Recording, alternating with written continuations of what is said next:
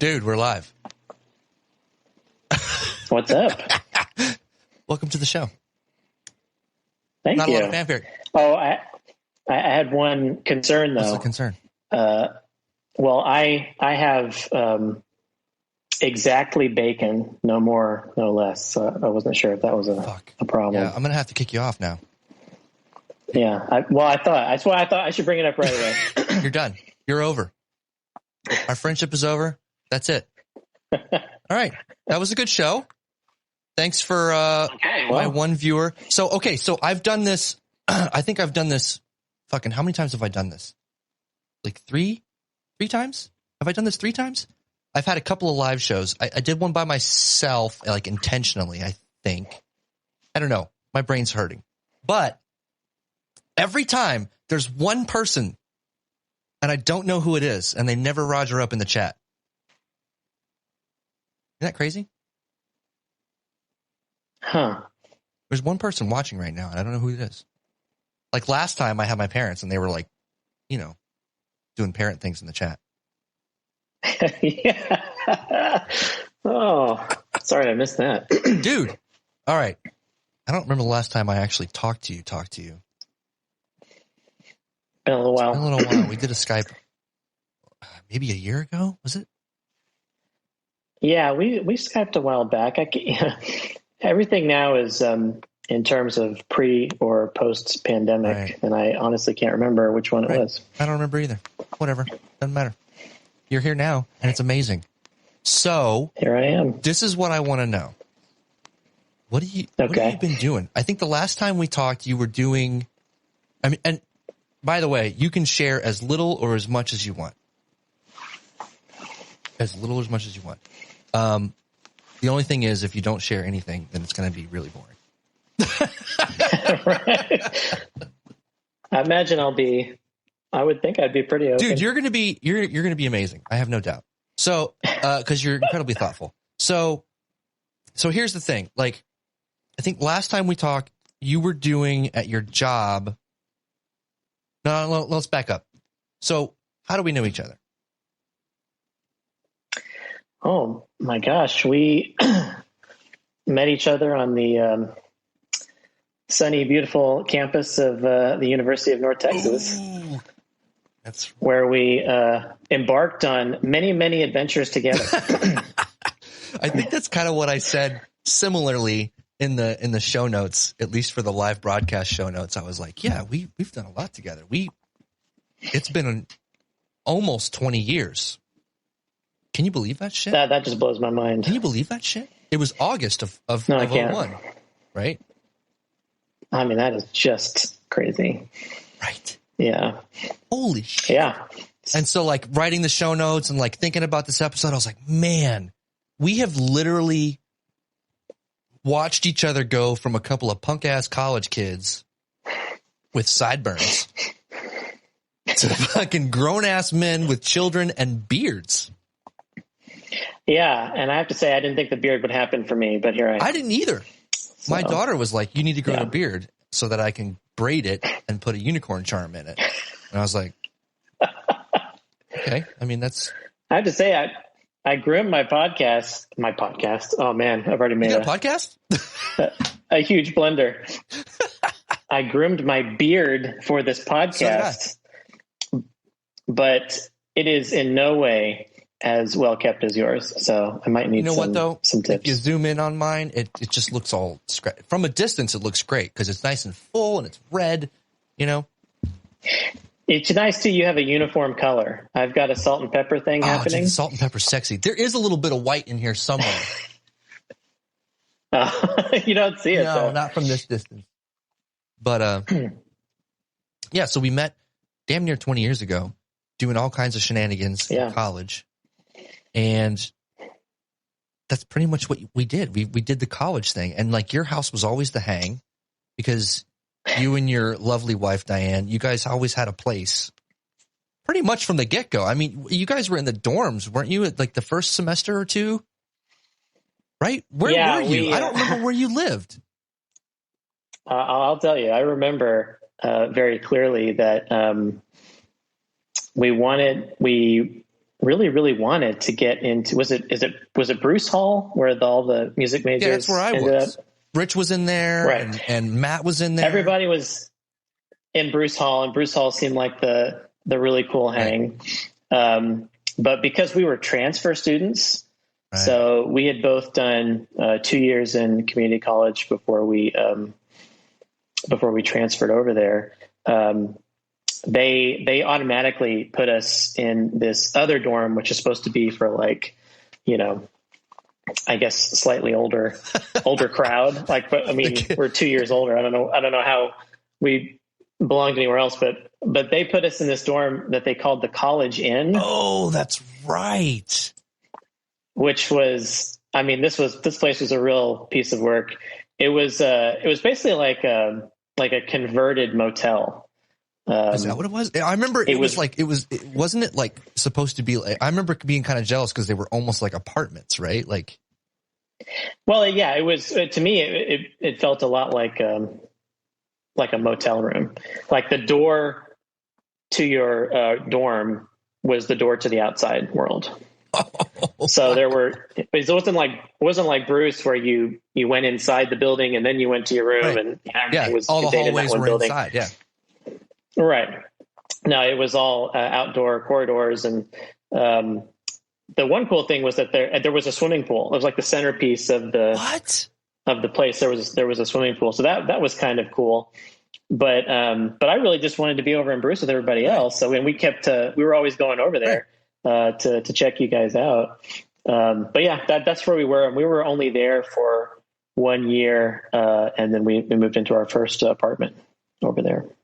That first apartment, was it the same one that you spent like years at? No. Your first one was over by, what was that bar?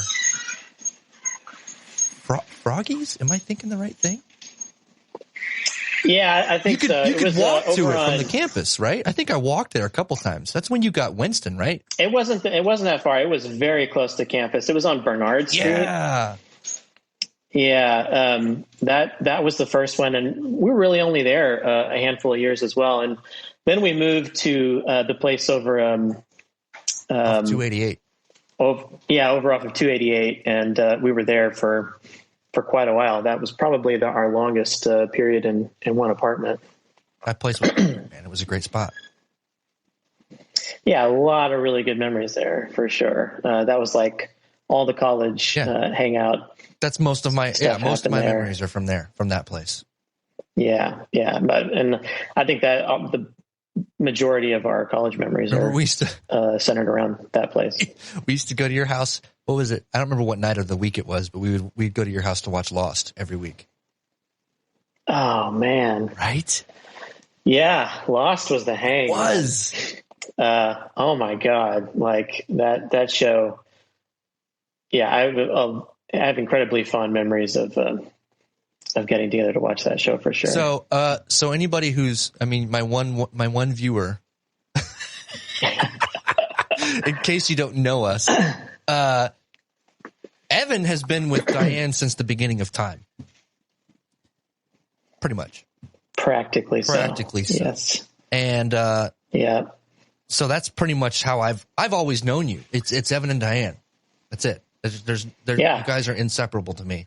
And so now I'm so curious, and that's why I wanted to have you on, because we've had similar trajectories in a sense. Yeah. Yeah, for sure. More so in the sense that we went to college for the same thing, and then neither of us is doing what we went to college for. Yeah.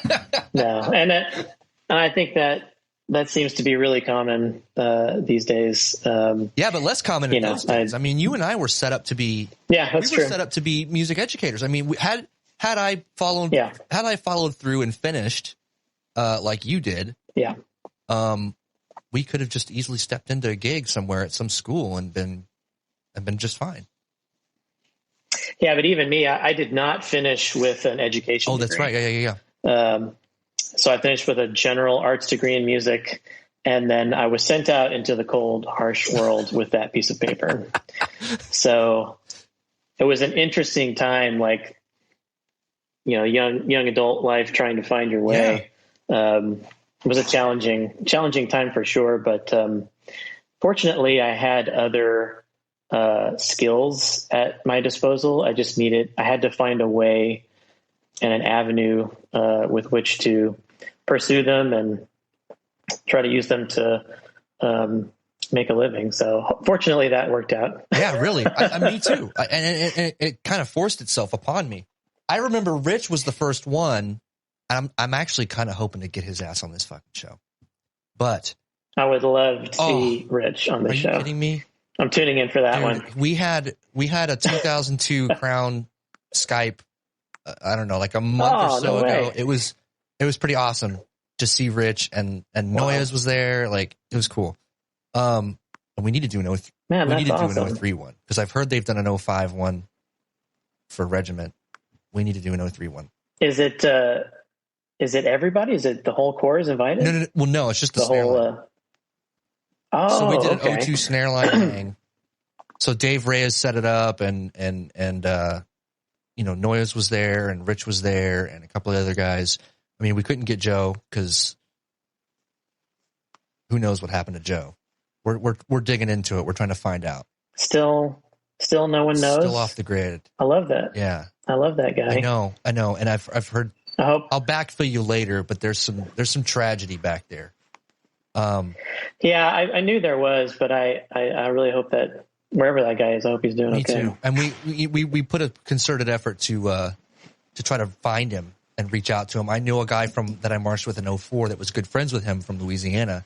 And I reached out to him, was like, hey, do you know Joe's mom's number or her Facebook or something? And he's like, nah, man, I got nothing. So we're trying to, Joe, if you're my one guy watching, yeah, man, fucking speak reach up, out. Man.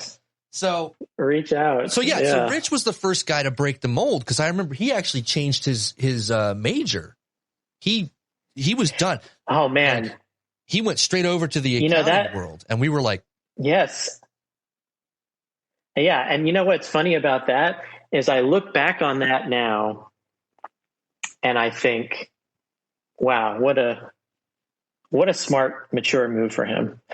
And if I had a clue back then, I would have done the exact same thing. But instead of switching to a business degree, I would have switched to a computer science degree. That's really what I should have done. Fortunately, I still managed to find a foothold in that world. But if I could do it all over again, I would do everything the same as far as the all the ensembles and all the incredible experiences I had at UNT in the music department. But I just wouldn't be a music major. Right. That's the thing. And it was exactly what it was for me. And I'm thinking, my guess is you were kind of in the same mindset as me, although I took a slightly different route and I said, just fuck it, I'm done. But I was so tired. I mean, I had spent 4 years there with a degree nowhere in sight because an education major at the time, I don't know how it is at UNT anymore, but a music education major at the time, nobody got out of there in 4 years. Nobody. No, very uncommon. We'd go to house parties and see 30-year-old dudes that hey, you're still fucking working on your bachelor's. Like I remember that made a big impression. Yeah. When we first started going to house parties and, those same old guys were still showing up. They were the guys that were they had the gigs teaching the marching band drum line. And I mean, we thought those guys were amazing because they marched all the classic 96 UNT drum lines. Oh my God. They were legends. Yeah. I mean, absolutely. I mean, we were just blown away by those guys and we thought it was so amazing that they had any interest in hanging around where we were. It was probably the opposite. We were hanging around where they were, but no, I mean, those guys were really cool, but yeah, they were really representative of what it was like to slog through a music degree. So I got tired and I imagine you probably were just like, fucking give me a piece of paper and let me get out of here. That's exactly what happened. Yeah. I got to a point where I was like, I don't think the education path is for me anymore. Yeah.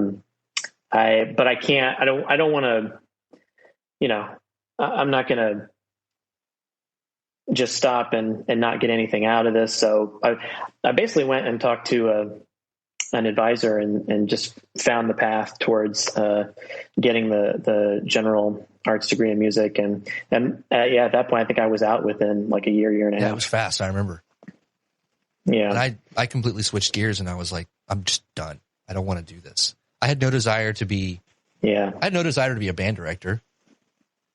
Not at all. I'd been doing it. I was teaching at schools and I was the guy. In fact, after I left UNT, which is funny, I was the guy for an entire district. So I was at the high school and then I would go to the feeder middle schools and teach the beginners, get everybody going. I was doing drumline stuff. I was doing everything. We had a percussion ensemble concert. It was a pain in the ass. And that's when I learned, I don't want to do this for the rest of my life. It sucked the joy out of it for me. Yeah, I think what I finally realized is that I really like the teaching part of it. I do too. Yeah. Although it is honestly, I think it's one of the most exhausting things that a human being can do. 100% is teach people all day long. My wife is an educator, and it just blows me away. Yeah.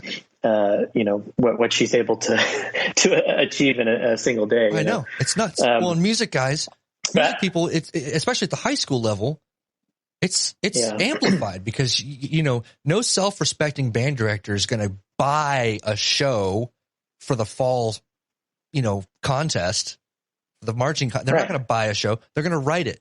You're going to write your own parts. Yeah. You're going to write your own drill. Yeah. You're going to design your uniforms and your color guard stuff. You're going to do it all. And then you're going to put together the camps to do it in the summer. Like, you have no time. None. And that's so there was two things. There was the acknowledgement that time was just always going to be a big problem. Especially thinking about later on down the line and having a family and having kids and things like that.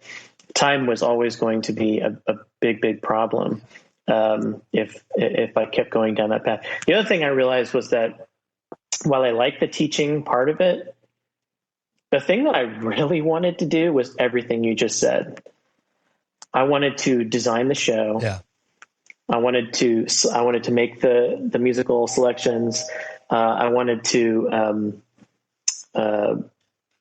write the book. Yeah. I wanted to come up with the drill. I was really interested in the creative aspect of the whole thing.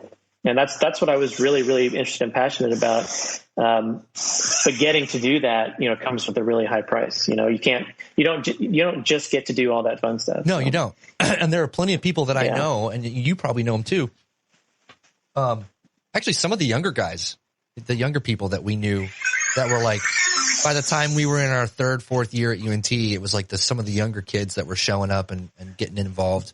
I think a lot of those, at least a lot of the people that I know from back then, they're doing it. They're writing books for schools and know, but at the same time, I'm not sure any of them have a family. A couple of them do, I think. And I think one of them actually, he's transitioned out. He's not doing it anymore. Yeah, I think about some of the guys that I know that are still doing it, and I know some of them are definitely still single. It really is a job that is kind of custom made for a single person. But I know some people that make it work with families, but I'm sure it's enormously challenging. I mean, so to think about Paul and Sandy, right? Like when we were coming up. See, that works because they do it together. Right. That's what I was going to say. They do it together. Yeah. They live it and breathe it together. And actually, when we were there, they got married while we were in school. Yeah. I wasn't invited, Sandy.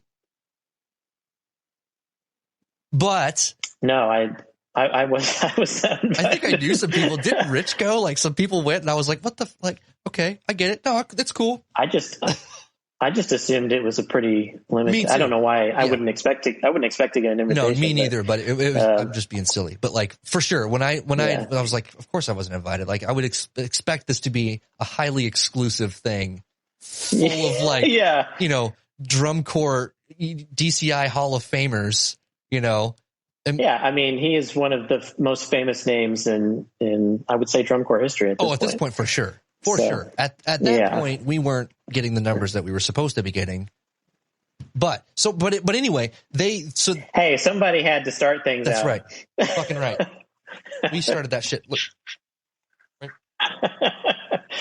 Oh man, the first thing I wanted to say was to compliment your very cool looking studio here. Yeah. I really, really love that. So, but so they make it work, and they didn't have kids until, oh my God, their first kid was born.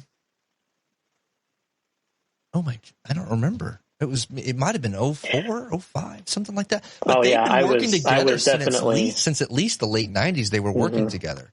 So, yeah, I was definitely aged out when they had their first kid, and I remember thinking, man, I wonder how they're making that work. That's got to be really, really interesting. I'm trying to remember when, because Sandy would have been, well, it just depends on when the kid was born, but I remember her being around a lot in 04, so she might not have. I don't remember. But anyway, and to bring it to another full circle, kind of almost half circle, semicircle, I was just watching an interview the other day with Doug. And Doug and Patricia, they've been together for fucking ever. Oh, man, they're the coolest. They are the coolest, right? Like, oh, my God.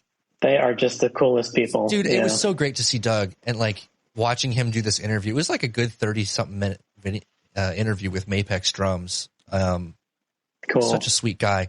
But it's the same thing. Like, they're married, they live together, they write stuff together, they teach together, they do everything together. I don't think they have kids yet. But it works because they're doing it together. I would love to get Doug on. That'd be awesome. Oh yeah. No, there's quite a few people you could pull from the old days that would be very, very interesting. Yeah, because I mean, what's fascinating to me, like Nate would be amazing. Nate, who is now a multi-Grammy winning, Grammy winner. Okay, multi-Grammy winner. Yeah, he's won one like every year for like 3 or 4 or 5 years, maybe. Crazy. Yeah, it's wild. Crazy. It is crazy. But what fascinates me is like, we were known kind of for this thing, and especially people like Nate and Paul and Sandy and all those people. They're known, and when you're standing on the outside and you look at them and you go, wow, they live and breathe that. Do they do anything else? Because at some point your passion is going to turn into a job, and you're going to roll out of bed in the morning, and no matter how much you love what you're doing, you're going to be like, fuck, I don't want to sit at the computer and write beats all day. At some point you're going to get tired of it. And I'm really curious, like, where they're at with that. But with you, I'm trying to keep on track because my parents called me out last time.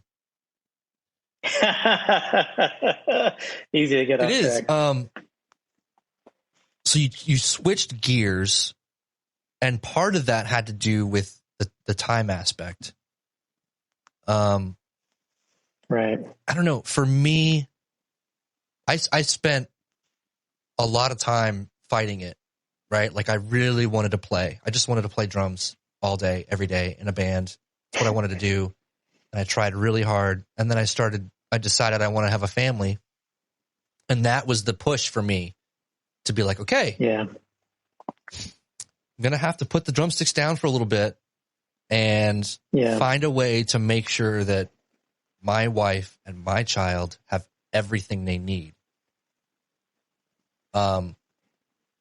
So man, you guys didn't even have kids yet, but I suspect you were setting yourself up for that. Yeah, well, that's kind of almost a whole other topic, but we actually never really planned. So our baby girl was a surprise. Was she? And the best one you can possibly imagine, of course. But I think for us, we were just wanting to find our footing in life, and we wanted to be able to make a decent living, and we've always enjoyed each other's company. I mean, we've always had a blast together. Oh, I know. I've seen it firsthand. Yeah. Yeah. And I think we wanted the ability and the means to just really enjoy our lives together. And I think we knew that at some point down the line, that would include having a family. Right. But yeah, for me, I mean, when we marched in Phantom Regiment in 2003, that was the pinnacle of that entire. Without a doubt. That was the pinnacle of that entire sort of music focused phase of my life. Yep. And it was a crazy thing, like sort of coming down from the high of that experience and then kind of figuring out where to go from there. Yeah. And so, cause I always look back on this thing that I did that really means so much to me and was this kind of, transcendent experience, and it's always meant a great deal to me, but at the same time, it was like, man, it's like when I was a kid, but from the first time I saw a drumline as a kid through to that moment, when we marched off the field at finals, right. That was like my arc. That was everything I set out to do in my entire life up until that moment. Yeah. And it's like, once that's done, there's kind of a wake up. Yeah, you're like, like, well, okay, fuck. Now what? What do I do? Dude, so it's funny you say that because when I was in high school, I just had this memory right now. When I was in it was before high school. I think I must have been in 7th grade, 8th grade, something like that. And, I remember my brother was in high school and we would take him to band rehearsal, marching band rehearsal. He was a sax player. Lame. But we went. I started out a sax player. I remember. And so we went. Lame. We went. Correct.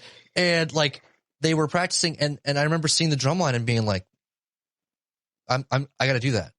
And so my goal from that moment on, I think I was in 6th grade because I had just started playing drums, I think.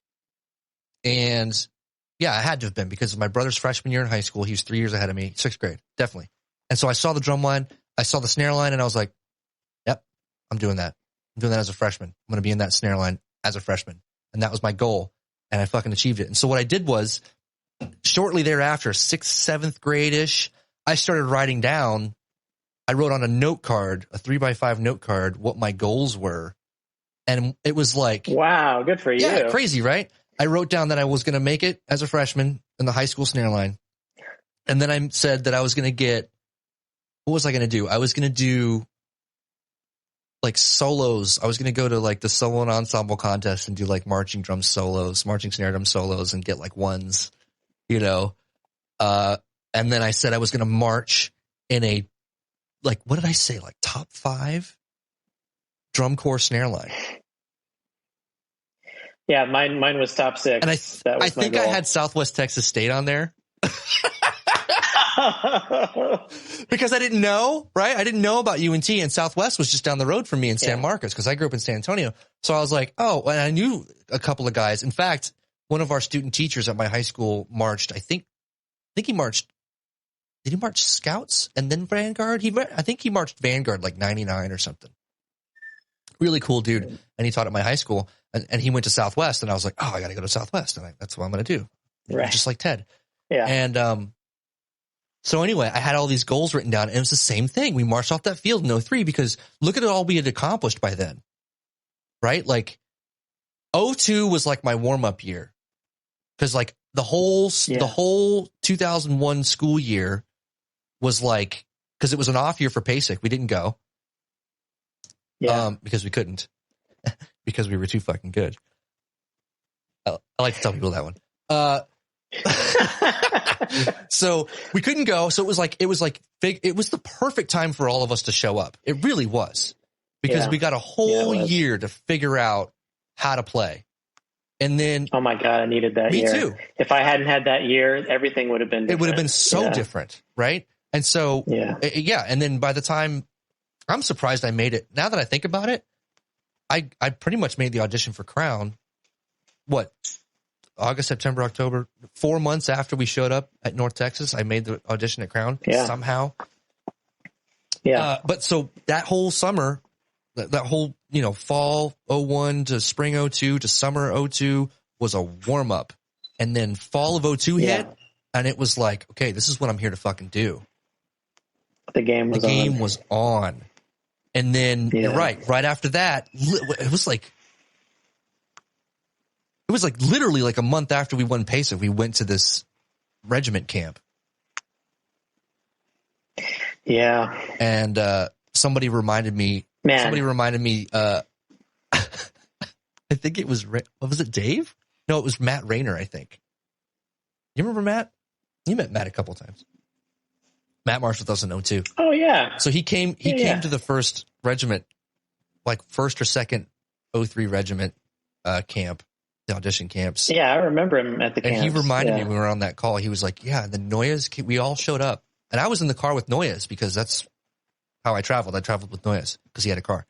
And so we showed up, and I think we were like a couple of hours late on Friday evening, and people were drumming. And there was like 100 snare drummers in the fucking choir room or whatever it was.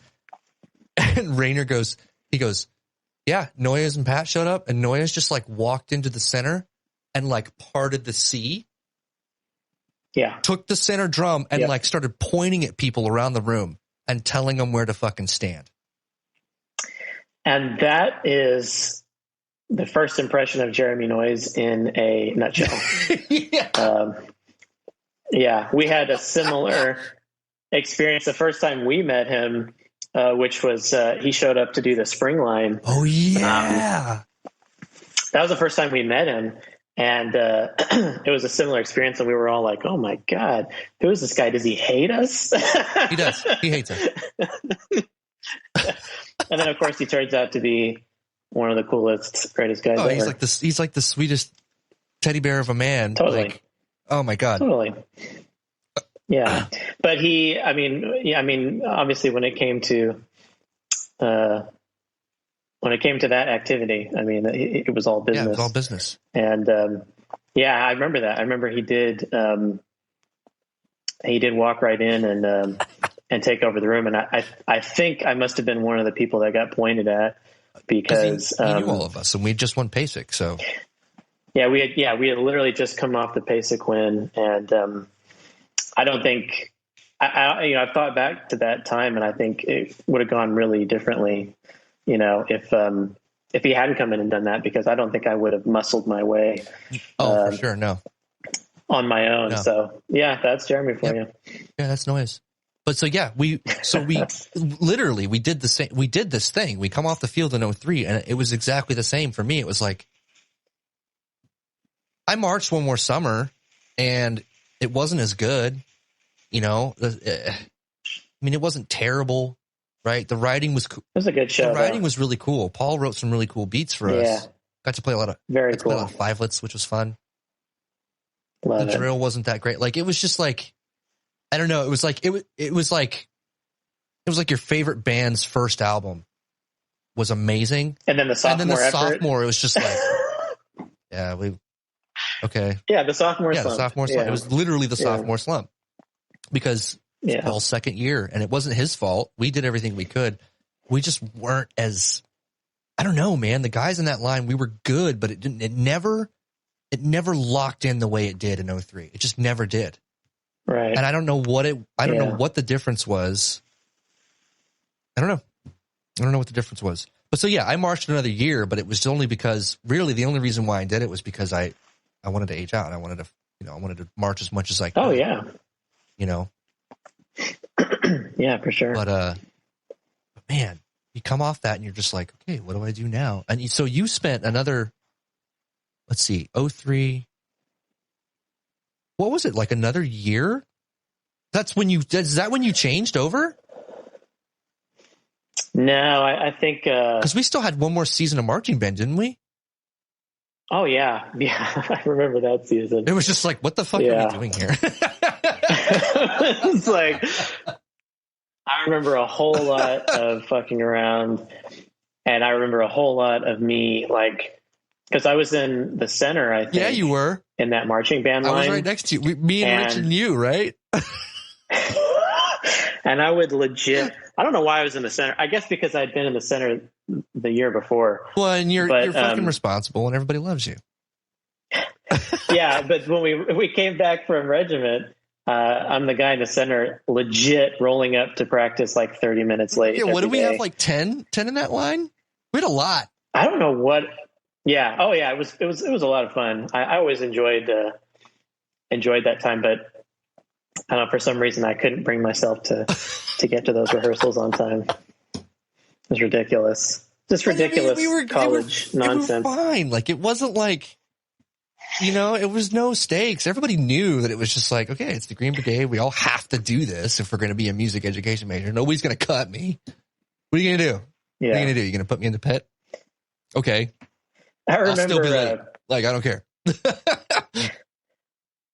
I remember though, Jimmy Lebrecht took over that gig, teaching the marching band line and writing the book and everything. Oh, that's right. So I always felt bad that I was kind of giving him shit. I wasn't giving him shit. I was rolling up late, and I'm sure that was, and for him, it was like a chance to, write something for this drum line that had good players. And I'm sure that was a lot of fun. And, I probably should have just gotten my shit together. You remember that time where the fuck we were at some exhibition at a high school contest, I think, and none of us knew the fucking beats that Bob had wrote. Yeah, well, to be fair, I think we had gotten them like a day or two before. Probably. Yeah. And so, I mean, and we'd hardly played it together. I almost want to say we had beats taped to our drum heads. I can't remember, probably. but it was a ballad, I think. Was it? And so was it Proud to Be an American? Was that what it was? Yeah, it was like a really cheesy ballad that, I mean, all the parts of the show that had real beats. I mean, we had that stuff. Yeah, we did. But they tacked on this ballad, and it was like a standstill. We weren't even moving. Right. And we just didn't think anything of it. We were just like, "What? This doesn't matter. We'll play some buzz rolls. We'll be fine."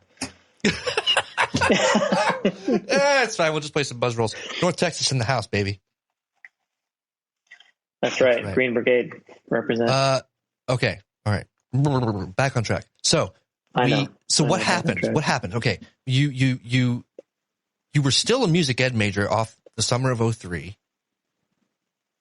And that's somewhere after that is when the switch flipped and you were like, dude, I gotta peace out and fucking start my life. Yeah, it was probably a solid year or so.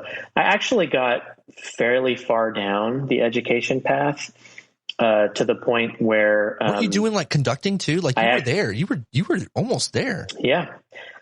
I'm telling you, man, I got really far along that path before I decided to shift away from it.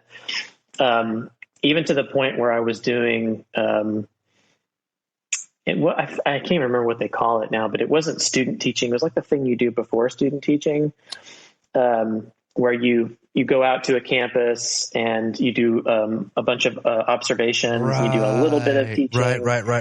Yeah. I remember that. I don't remember what it was called. So I got all the way. Yeah, I can't either. It's been a long time.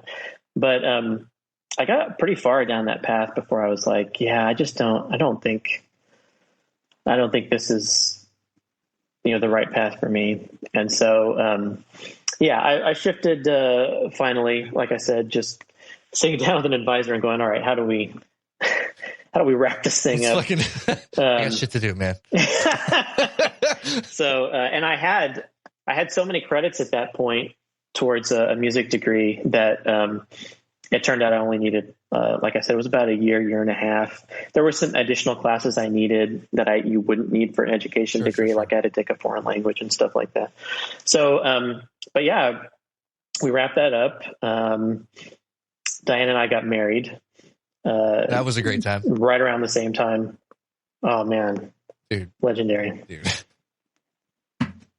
We actually just recently I think it was probably around Valentine's Day.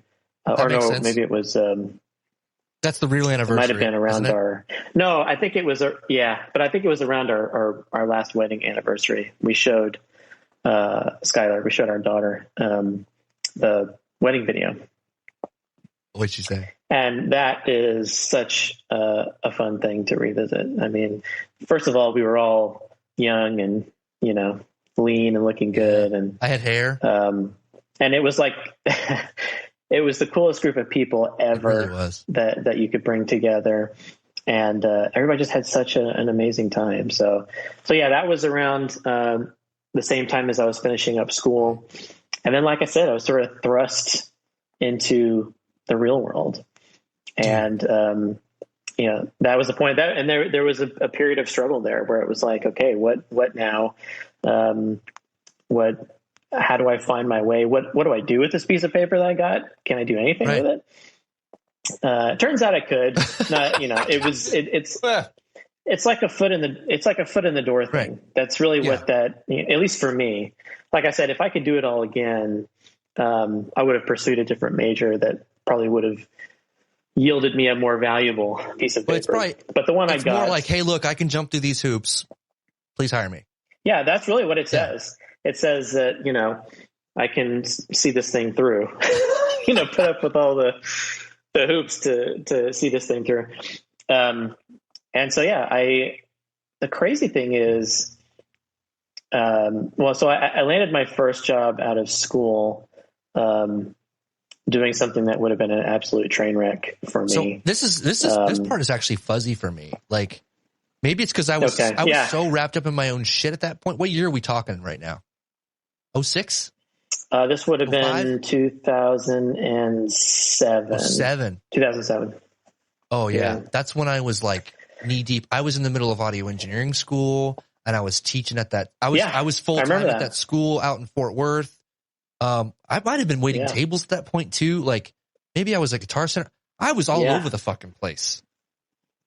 And Diane and I both, we always talk about this and remember this fondly and just treasure you. Cause we remember, when you were working Guitar Center. Yeah. And I think at the same time you started also working at Starbucks. Yeah. I was living close to you guys in Plano. And so, you're living real close and you were, working multiple jobs. You were all over the place. I remember this. We always talk and laugh about these. I mean, there's many stories with you, but this is one of the ones that always comes up. When the one morning that you overslept so hard, because for Starbucks, you had to be there like the night before. Pretty much. It was like that's how early. It was like 4. You had to be there. 4:30 in the morning. Yeah, it was. And granted, it was across the street from our places. Remember, I was in the apartment complex next to you guys, and that Starbucks was literally across the street. That was the only saving grace, was that it was so close. But you had to be there so ungodly early. And so this one morning, you overslept so hard, and you had an alarm set up with your stereo. So your stereo would come on and blast like at max volume. Some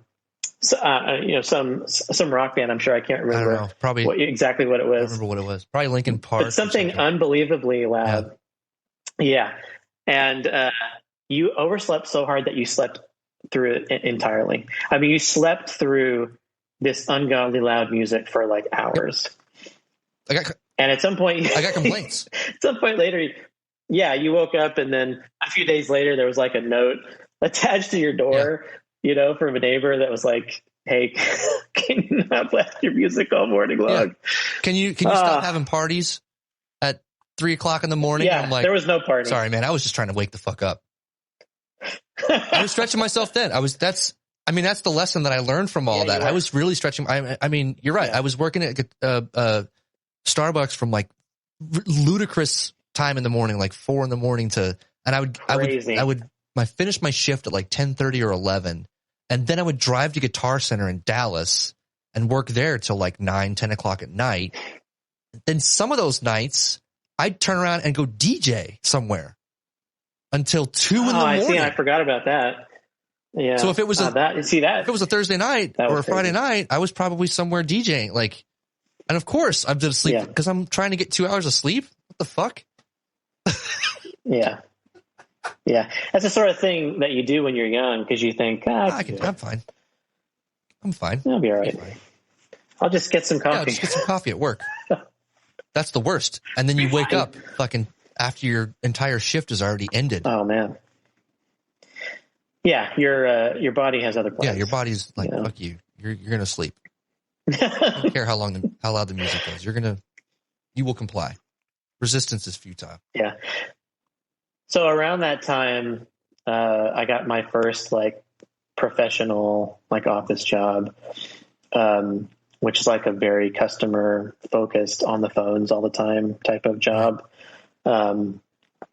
Which was like, at the time I was like, oh, thank God I'm making some money. Oh yeah. Especially at that time. But I look back on it now and I'm like, man, if I had gone even 6 months at that job, I would have jumped out of a window probably. But what happened, it's like, that saying, it's like everything happens for a reason. There's definitely a whole lot of that. I think that's a common theme, certainly in our lives, but probably in lots of people's lives. But what happened was that there was a massive layoff at that company 6 weeks after I started. Is that because of the bubble? Oh, I think I'm starting to remember this. Yeah, it was the housing market crash. Yeah. And the housing market crash was actually just before the big crash, but everything was, everything that the banks and the mortgage companies had done to lead up to the crash was coming to a head at that time. And so there was a massive layoff at the company. Everyone who'd been with the company 90 days or less was immediately laid off. Wow. And so this job that I had started 6 weeks earlier, I came marching out with my box of all my little pictures and stuff that I put on my desk, And I had to call Diane. I mean, man, talk about a low moment. Yeah, really. I had to call Diane from the car and be like, I remember specifically what I said. I called her up from the car with my, I had my box of stuff on the passenger seat, and I said to her, "You remember For Better, For Worse?" Yeah, it just got worse. Oh, wow. You guys weren't married that long by then, but you've been together forever. So no. And the key thing was no kids at this time. Yeah. Yeah. You have the like room to fail at that point. Yeah, exactly. And that's what we needed. I mean, we needed it big time at that time. And, it's like we can survive any hardship together, so long as there's no collateral damage from it. Right. And that's exactly, that's exactly why I had to put down the dream, to make sure that this little kid who's helpless, like they don't deserve, it's fine if my electricity gets shut off. I'll deal with it for a couple days until I can pay the bill. It's fine. I don't care. That happened plenty of times to me. I'd make a decision. Am I going to pay my electric bill or am I going to eat today? Doesn't matter to me. Decisions. Yeah, like, okay, fine. I got candles. Like, it's not that cold. We're in Texas. But no, the kids don't deserve that. And so, by the time, I had kids to take care of, shit changed, man. It was like, okay, I got to buckle down and make things happen, Yeah. So we really did need that room to fail. And she was still in school, wasn't she? Diane was. Yeah. She was.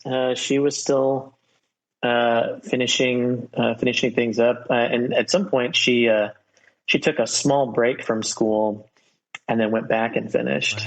Right.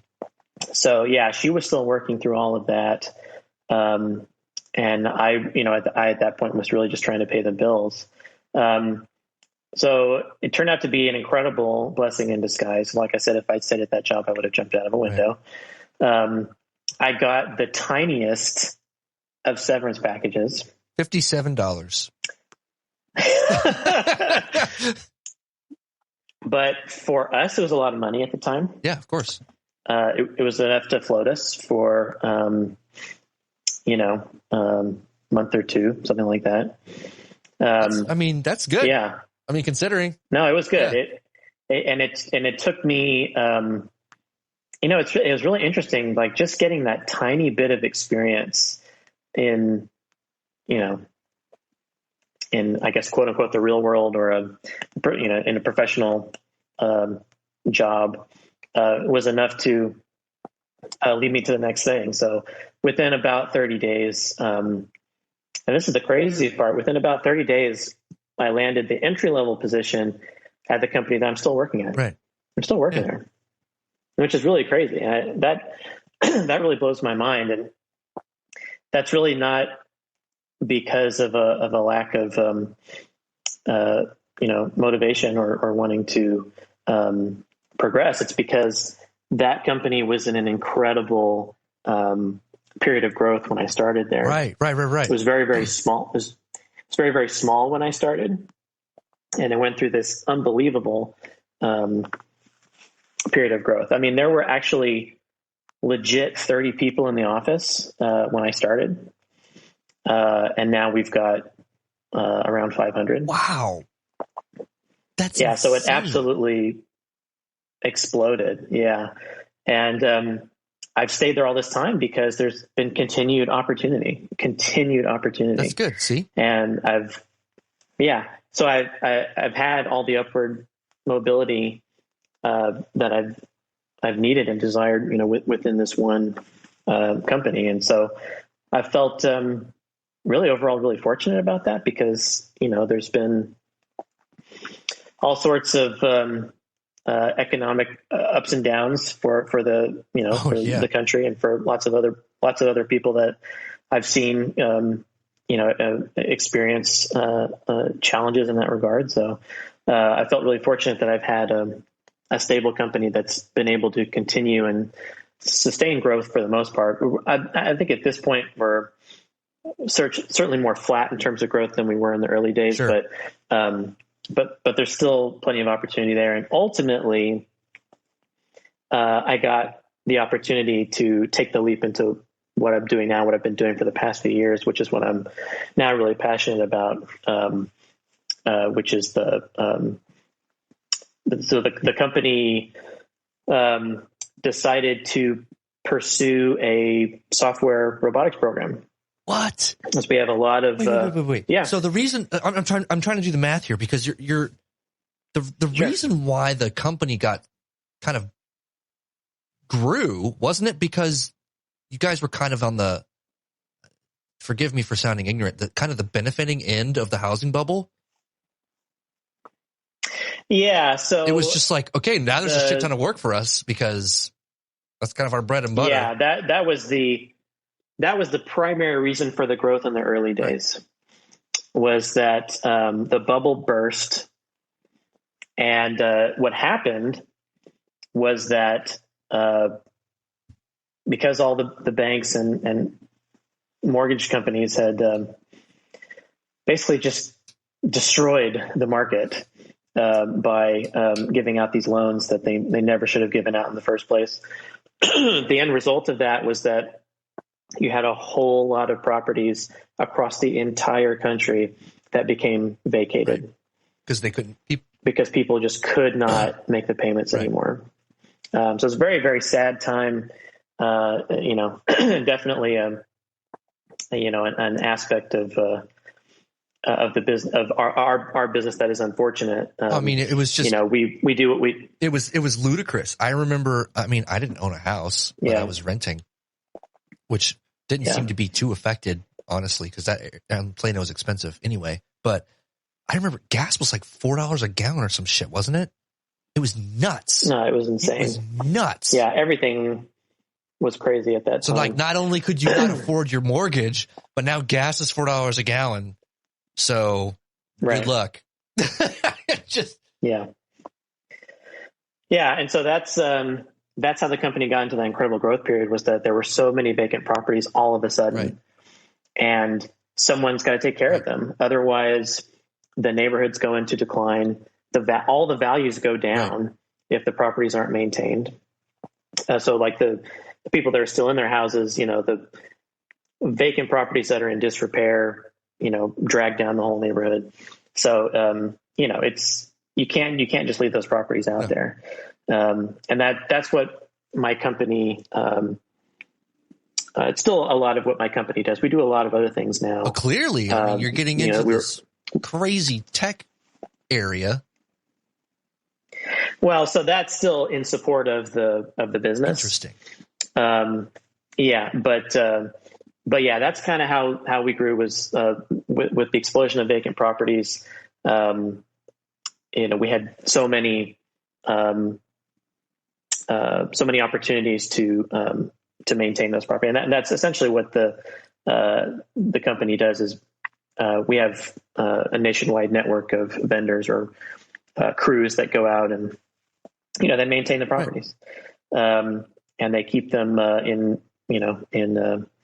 in good shape until they can get back on the market and get sold again.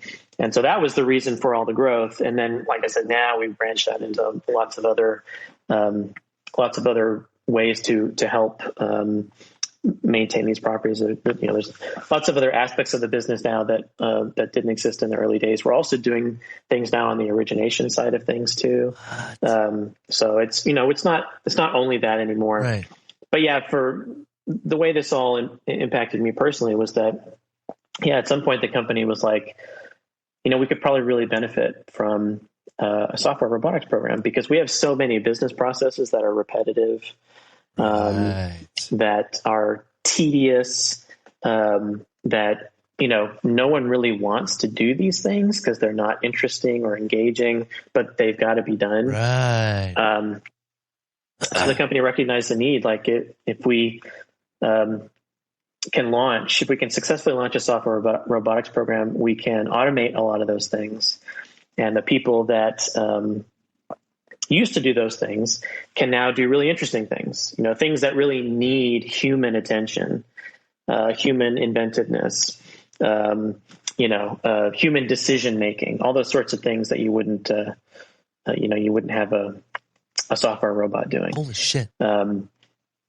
Yeah. So that's been the biggest transition of my career was getting over and learning to do that, learning to how to code and build a software robot. Yeah, which was a total blast. That's always the sort of thing I've wanted to do. And now, I'm to the point now where I'm the senior manager over the robotics program. So I manage and oversee the entire program, the deployment and implementation of bots to automate business processes. I manage a team now of developers that create bots to automate processes. And I think it's a really cool, really interesting job, and it completely, engages that technical part of my brain, and it completely appeals to that desire to sort of be involved in tech stuff. Yeah. Isn't it interesting that you didn't set out to do this? And yet, no, you've always had. I didn't even know it was a thing. Yeah, you've always had this in your brain. Like it was like you literally, you got let go from the one place, and you were like fucking scrambling. I got to find something to do. And 10, 12, 13 years later, you're doing something that you really enjoy. It sounds like you're having a great time. I do. I really dig it. So it's so fascinating. Like it's similarly with me. Like, dude. You know me, right? You remember what I was like? Fucking sleeping in past my alarms because I was out DJing, like playing in bands. I had a fucking mohawk. Like, I'm pretty sure I wore eyeliner once. But I'm pretty sure you did. But look at me now. What do? You know what my job is? I sit right here in this chair because I work from home now. My office is actually down the street. Yeah, I can walk to my office, which is fantastic. But I sit in this chair, and what do I do for a living? I edit documents. Policies and procedures. So, like, it comes to me looking like shit. I make it look better, and then I read it for consistency, and I try to make sure that it's readable, like legible. It makes sense. Like, if I'm doing a procedure, like, I want to make sure that, okay, this follows this, and this follows, and this makes sense, and there's no holes in the procedure, and we're using the correct language so that we don't get in trouble, legally. We're making it sure that we're not skipping over things, but we're not exactly, putting ourselves into a bind by some of the wording that we're saying. Like, just, it's insane. And you know what? I never thought in a million years that I would love working in a cubicle, sitting at a computer, typing away at Word all day long. That's a perfect job for you, though. It really is. I mean, you're detailed, you're precise. There are a whole lot of people out there that would be terrible at that job. There are a whole lot of people.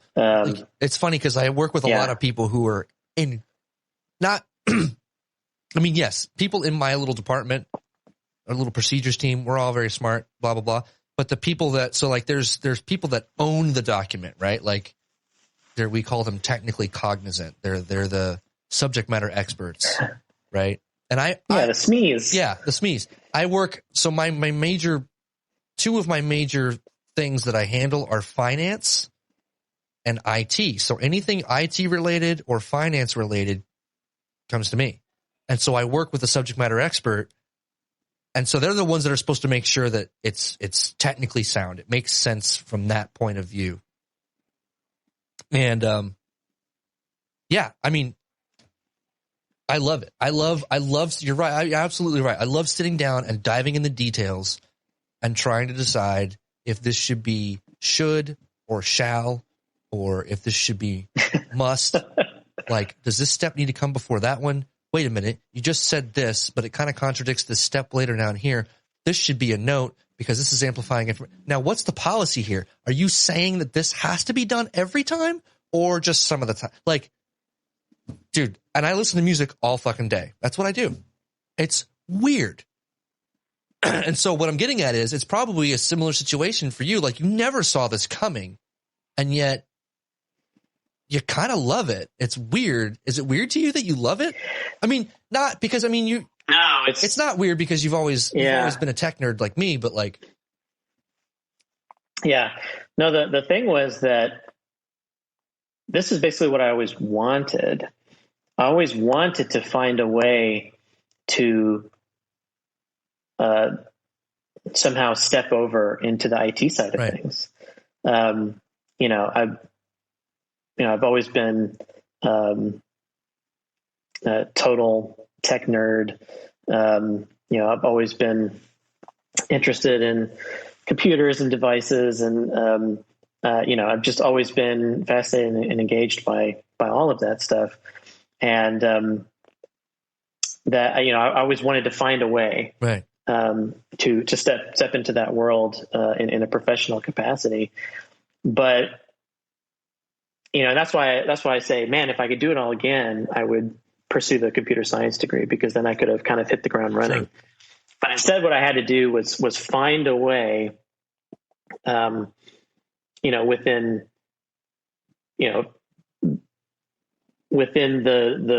the world that I find myself in now, to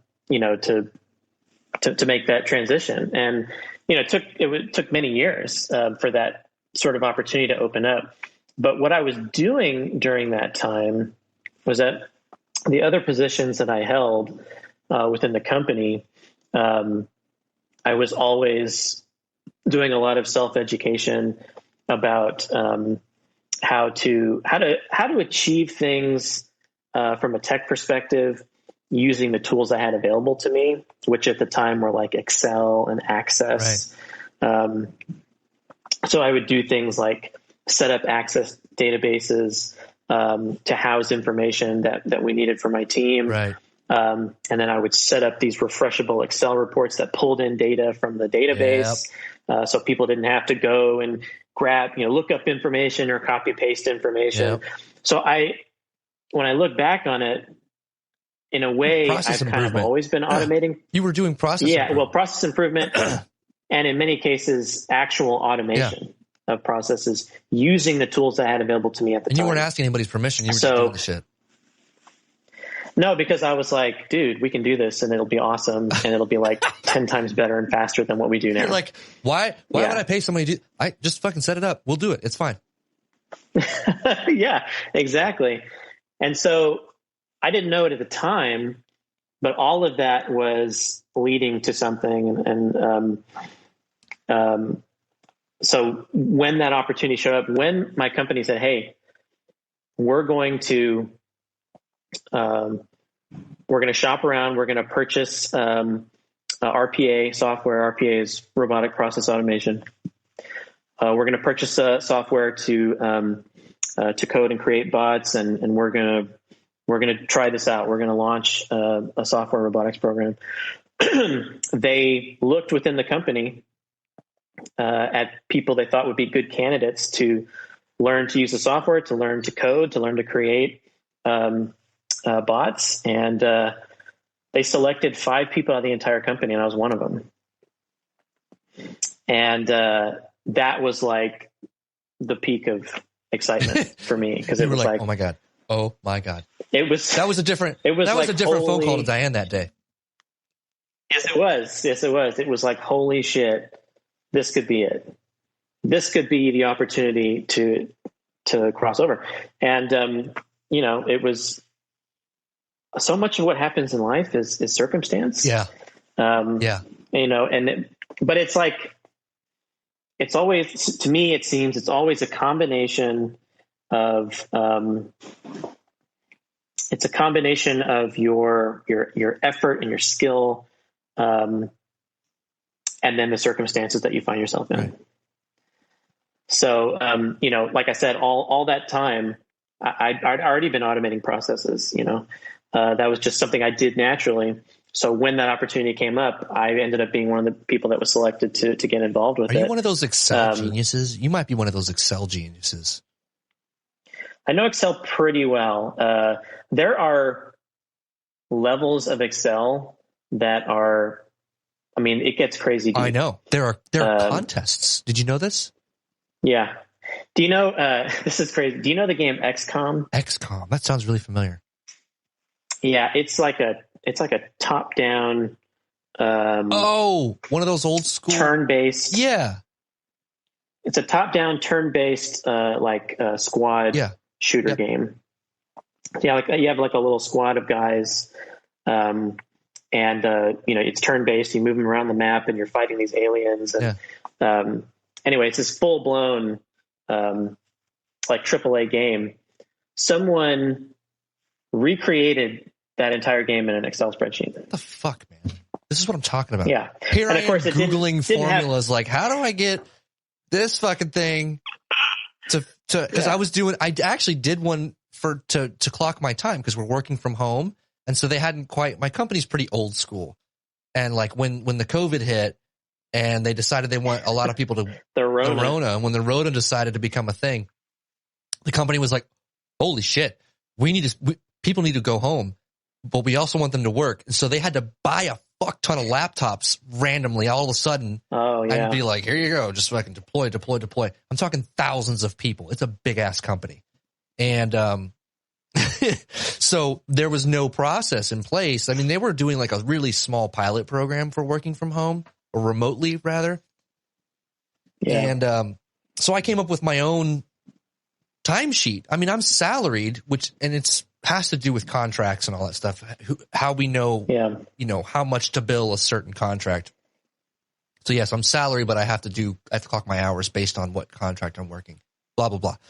And, but yeah, I came up with my own timesheet because every day I have a badge that lets me in. I use my badge to clock in and start working so they know exactly what time and where to bill, all that.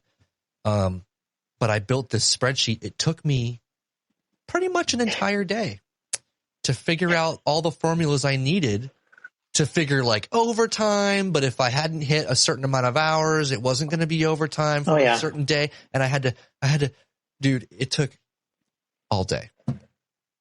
But so worth the really it. Important it was thing, really satisfying when it works. The really important thing is that you got to the end result. I mean, you stuck it out and you figured it out and you got it done. And that is the difference with a lot of people is, it's probably the vast majority of the population out there is just not going to take the time. So you're going to hire me and I can move back to Texas? Figure that out. Is that what you're telling me? Oh man, you could be an RPA developer.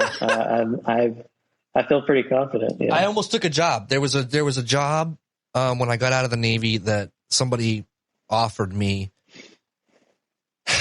paying a lot more than I'm making now. Although it would have been an hour or so commute with a toll. I was going to have to pay a toll to get there. And it was basically maintaining servers. And the guy was like, we'll pay you really good money. It was good money. He was like, but I was like, dude, I don't have any of the certs. I don't have Network Plus. I don't have Security Plus. I don't have A Plus. I don't even have A Plus. And the guy was like, dude, just come start working for me. He's like, I know you're going to do just fine. He's like, when you get here, we're going to pay you this amount. And then once you get all those certs, it's going to jump because you'll have all the certs. Awesome. And I turned it down. And the reason why I turned it down was because the whole reason I got out of the Navy was it was time. It was the time thing. It's just like being a band director. You know, it was like any moment they could call me and I'd have to go. Sorry. Bye. Oh, yeah. That's challenging. Yeah. And I'd work 8, 10, 12, 14, 16-hour days without breaking a sweat. And that was the whole reason. And so I was sitting here going, okay, oh no, did you freeze? Oh, are you still there? Did I lose you? We might have lost Evan, you guys.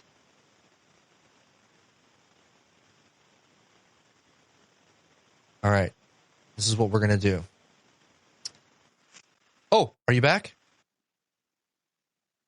Yeah. Oh, weird. Yeah. You were frozen for quite a while. Can you hear me? Yeah. So yeah, you were frozen for me too. Was I? Yeah. Must have been some sort of weird. Yeah. Anyway, I'm connected via Ethernet. No, I think it's probably my connection over here, but it looks like it's back. Okay. So, I turned it down because I was like, okay, they're going to want me to work at least 8 hours, which means I'm going to have to wake up at least 2 hours before my shift starts. Because I'm going to wake up and I'm going to have breakfast. I'm going to drink my coffee. I'm going to walk the dog. I'm going to do all the things. And then I'm going to jump in the car and drive for an hour to get there on time. That's 2 hours gone plus 8 hours of work. And then at least another hour on the back end to get back. I was like, that's my whole life is gone. I was like, I'm not doing that. And so I turned down the money because I wanted to have a life, essentially. So, are you frozen again? You look frozen again. You know what? Hey, we're doing better than we were last episode. With Manny's episode, he was frozen for like 90% of the thing. Are you back? Am I back? Yeah, you're back. Am I back? Okay. Yeah, no, you're fine now. Okay. What was the last thing you heard me say? No, I heard everything. Oh, you heard everything. Okay. So yeah. I turned it down because I was just like, I'm not doing this. I'm not doing it. I'm just not going to do it.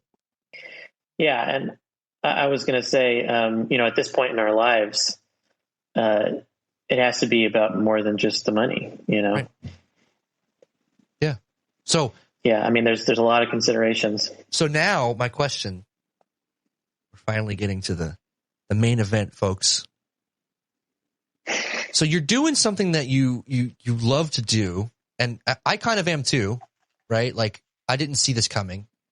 You're right. It does feed that part of my soul that loves detail work, right? Like, remember, I was in audio engineering school. One of my favorite things to do when I was in audio engineering school was to edit footsteps. Like, give me a scene from a fucking movie and I'll put the footsteps in for you. I'll do that shit all day. I'll make every single one of them perfect. You know? I'm very detail oriented. Damn it. Yeah. The screen keeps resizing and I'm having to fix you. You'll see it when you watch the video. It's hilarious. So, but, so I do like what I'm doing and you obviously like what you're doing. So my question is now, is it enough, right? Like, is it enough where you come home and you're like, I don't need anything else. I'm just going to hang with the fam and, right? Like, is there, because I remember there were times where it was like, you'd go to the movies by yourself. You know what I mean? I did that shit all the time when we were younger. I went to the movies all the time by myself. But like, what I found over the past few years was that I was not making time for myself at all. My life was completely about work and everybody else. Yeah. So I'm curious. If you get home and you're just like, fucking food, go to bed. Or if you're just like, hey, I'm going to fucking go in my room, I'm going to play some video games, or I'm going to watch a movie. Like, what are you doing? Yeah, no, I can't because you're daddy too. You're daddy now. You're not just fucking Evan and Diane now. You're daddy. Yeah. Yeah, that's the biggest, probably, that's the biggest balance that, I think I always have to be careful to maintain, is obviously family is priority one. Right. You know what I mean? Spending time with them, doing stuff together with them and, making sure I know everything that's going on in their lives and, going to their events, all that stuff is priority one. It's like, that's really the stuff of life. And it's like, that would be the worst crime against yourself would be to miss those things. Oh, for sure. 100%. Yeah. So those things are priority one, but also I can't do that. I can't do the go to work, come home, eat and go to bed. Like I cannot exist that way. Well, I mean, even if it's go to work, come home, eat, hang out with the family, then go to bed.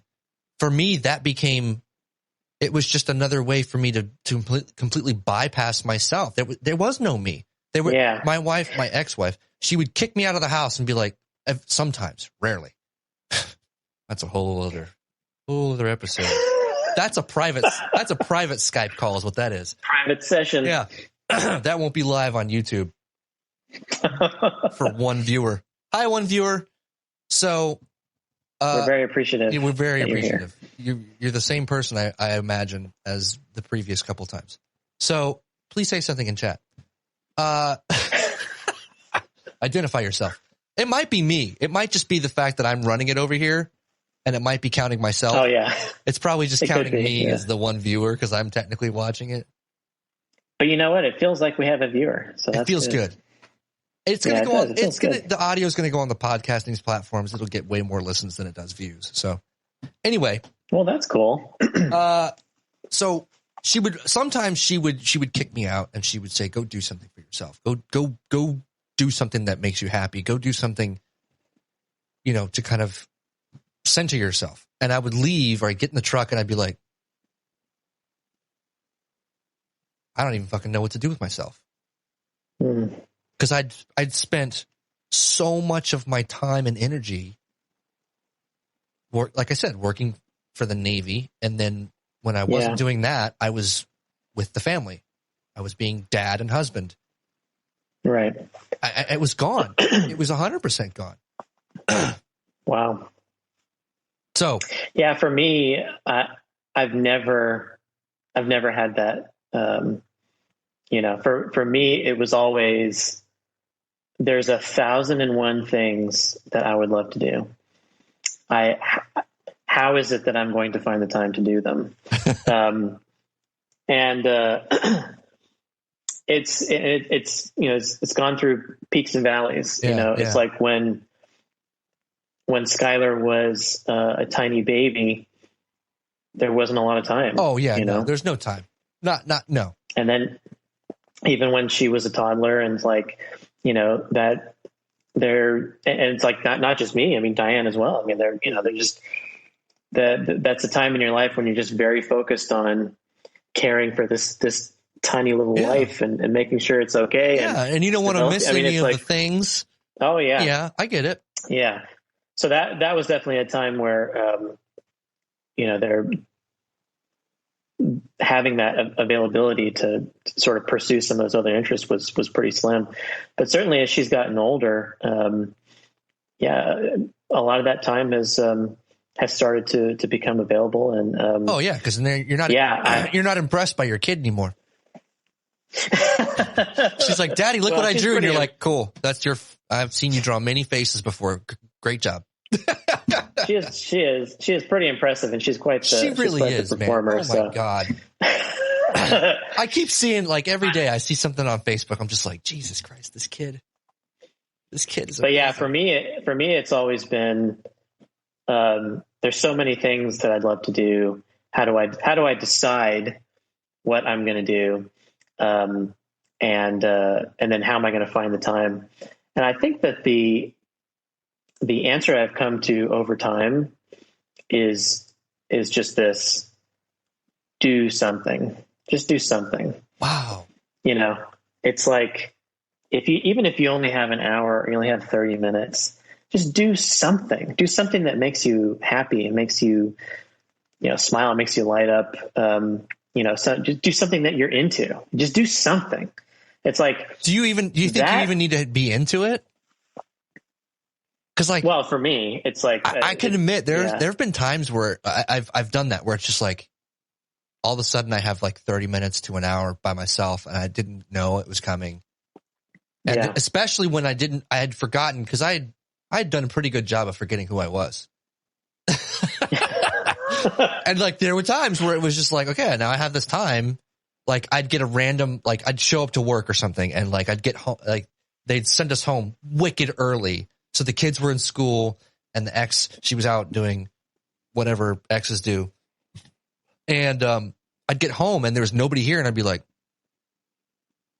so I would do something random, like I'd start cleaning, or I would go outside and like do the yard, but it was something. Yeah. For me, it's like, I mean, obviously you want it to be something that you care about and you love to do, but yeah, for me, it's about finding those few moments wherever you can get them to do something that that really it's something that really makes you happy, something that you're really into. I mean, I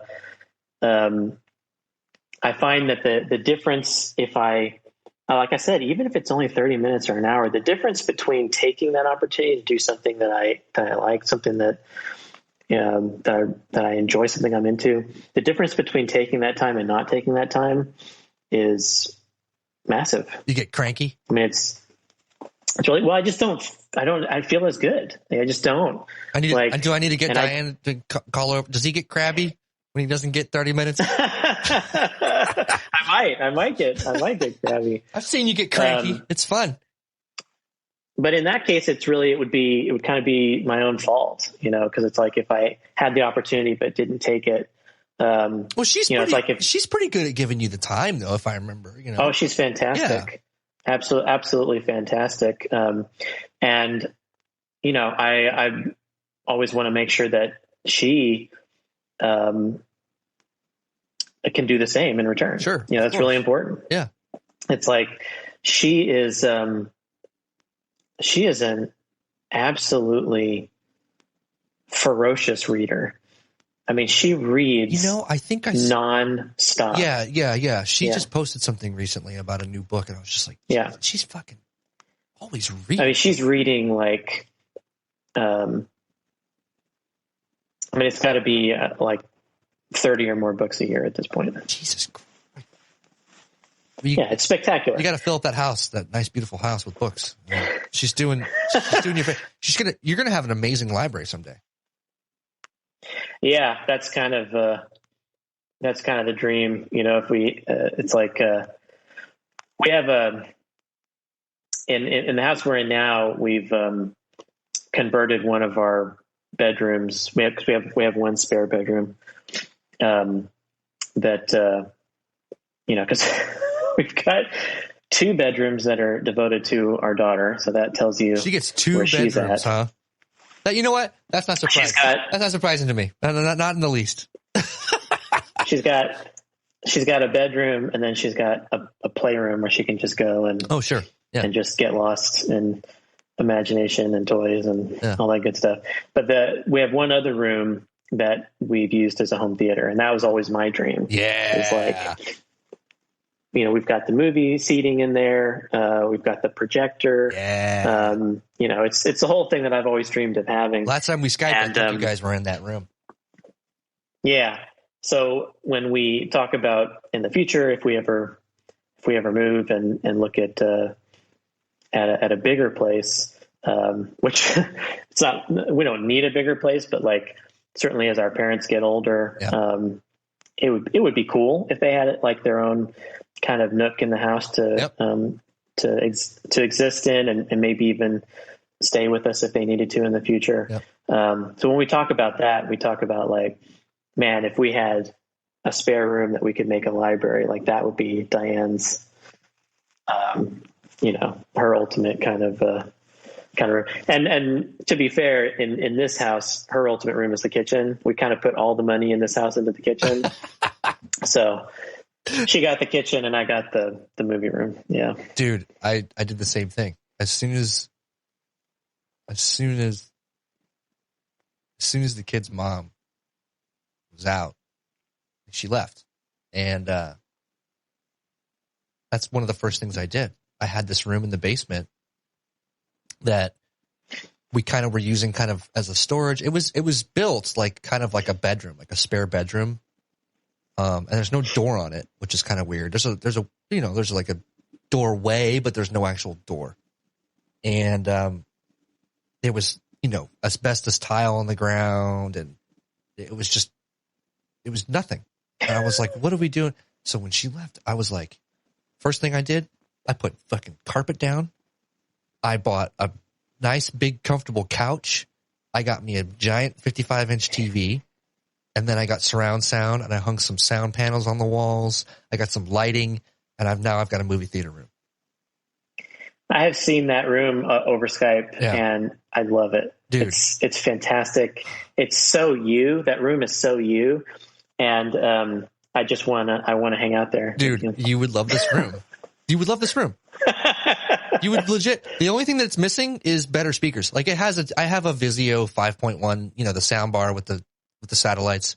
It's okay. It's all I could afford at the time. And I got a cheap TCL TV. So it's not like, I'm not like saying like, she's probably going to hear this. Maybe if she listens, I don't know.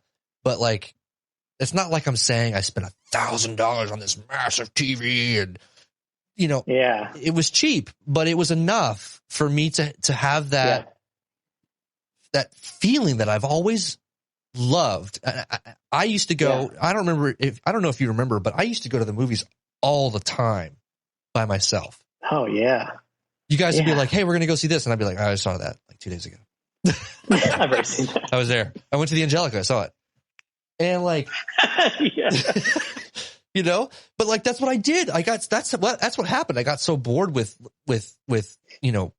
not necessarily bored, but like I would see everything to the point where I was going to the Angelica and seeing indie films because there was nothing else to watch. I'd see them, which they were often really good.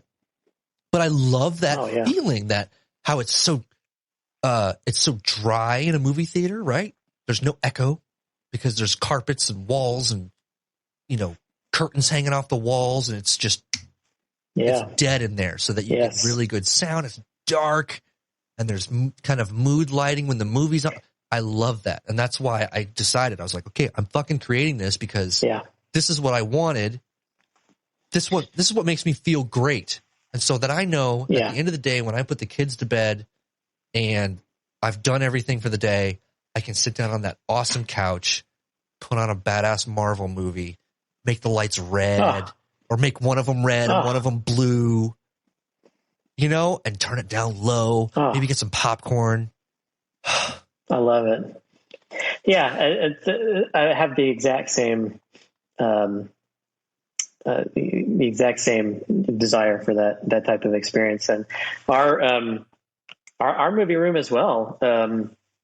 We did not go out and spend tons and tons of money. We actually did it. I don't know. I would say we did it on the cheap, but we did it in a very reasonable way. Yeah. So the projector we have was refurbished. Oh, cool. So we saved some money on the projector. There is a 5.1 surround sound system in there. And that was a really cool thing, is that when the house was built, was it we had the option. It was pre-wired for it? Yeah. Nice. Yeah, baby. Nice. That was a big thing, because obviously if you didn't do that, then you have to pay for that or do it. And I couldn't do it myself. Right. So yeah, when we were looking at floor plans, we designated that room. That's going to be the movie room. And so we had them pre-wire it for surround sound. And so then all I had to do was buy the speakers and mount them, which wasn't too bad. And then we don't even have a screen. We just project onto the wall. Right. And it's perfect. Yeah. And the wall, with these new construction houses, you get this very standard, tan,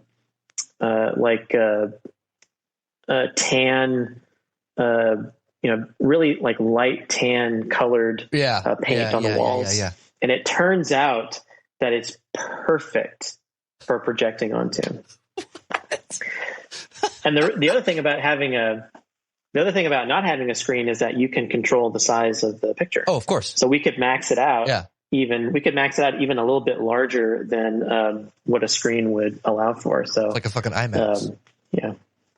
Damn. Yeah. It's, it is kind of the room that we live in the most. Oh yeah. It's the hang, man. Dude, yeah, that's how it is. My kids are down there right now. I mean, so I have, I told them, I was like, go down to the TV room, because that's the only room I have a TV in. That's the only TV I have. By design, I wanted my kids to have the conflict of fighting over the remote. As much as they hate it, and as much as I hate it when they bitch at me, they need that, right? They need that. They need that conflict. It's bonding time. Yeah, it's bond. They're going to remember that. They're going to be like, oh, you were always hogging the remote. Yeah. Like, we had to figure out, and Dad would always say, figure it out. That's what it's supposed to be. So I have the one TV, and then up here, I actually just got a couch and a love seat, because before I only had a like $80 futon from IKEA in my main living room, where my fireplace is, where like when people come over, they're supposed to like hang. It was a crappy futon. Not crappy, but super cheap. Like the kind of thing you would expect to see in a college dorm room, even though my dorm room was legit. We had a full pull-out couch with a queen size bed. Yeah. Anyway, but like we had that, and then we had, if you could see, this chair. See how the chair's all jacked up? That's because my dog has been sitting in it, and so he tore it up. Yeah. So like there's that chair in there, and then there was this, and there was no coffee table. It was just like, is this a college dorm room? What is going on here? And so I finally got legit furniture. I have a coffee table. And that was another thing. It was just like, okay, now that I'm finally landing on my feet, I want this house to feel like a home. And so that was another thing that I started doing. Yes, I love my job, but when I get home, I want it to feel like a home. And so when I'm not working and I'm not having to watch the kids constantly or go do something with them, I'm working on the house, and I'm making it a home, which was something I never got a chance to do when I was married. Not necessarily because I was married, but just because, at the end of the day, I was the one that was, deciding that all my spare time was going to be with the family and not out in the garage fucking building something for the house, or doing something for the house. I had the hardest time coming home and going, hi, family, I love you. I'm going to go away for 3 more hours to go do something that I want to do. Like that was really hard, and I felt bad. Yeah. Now, it is. I don't give a fuck.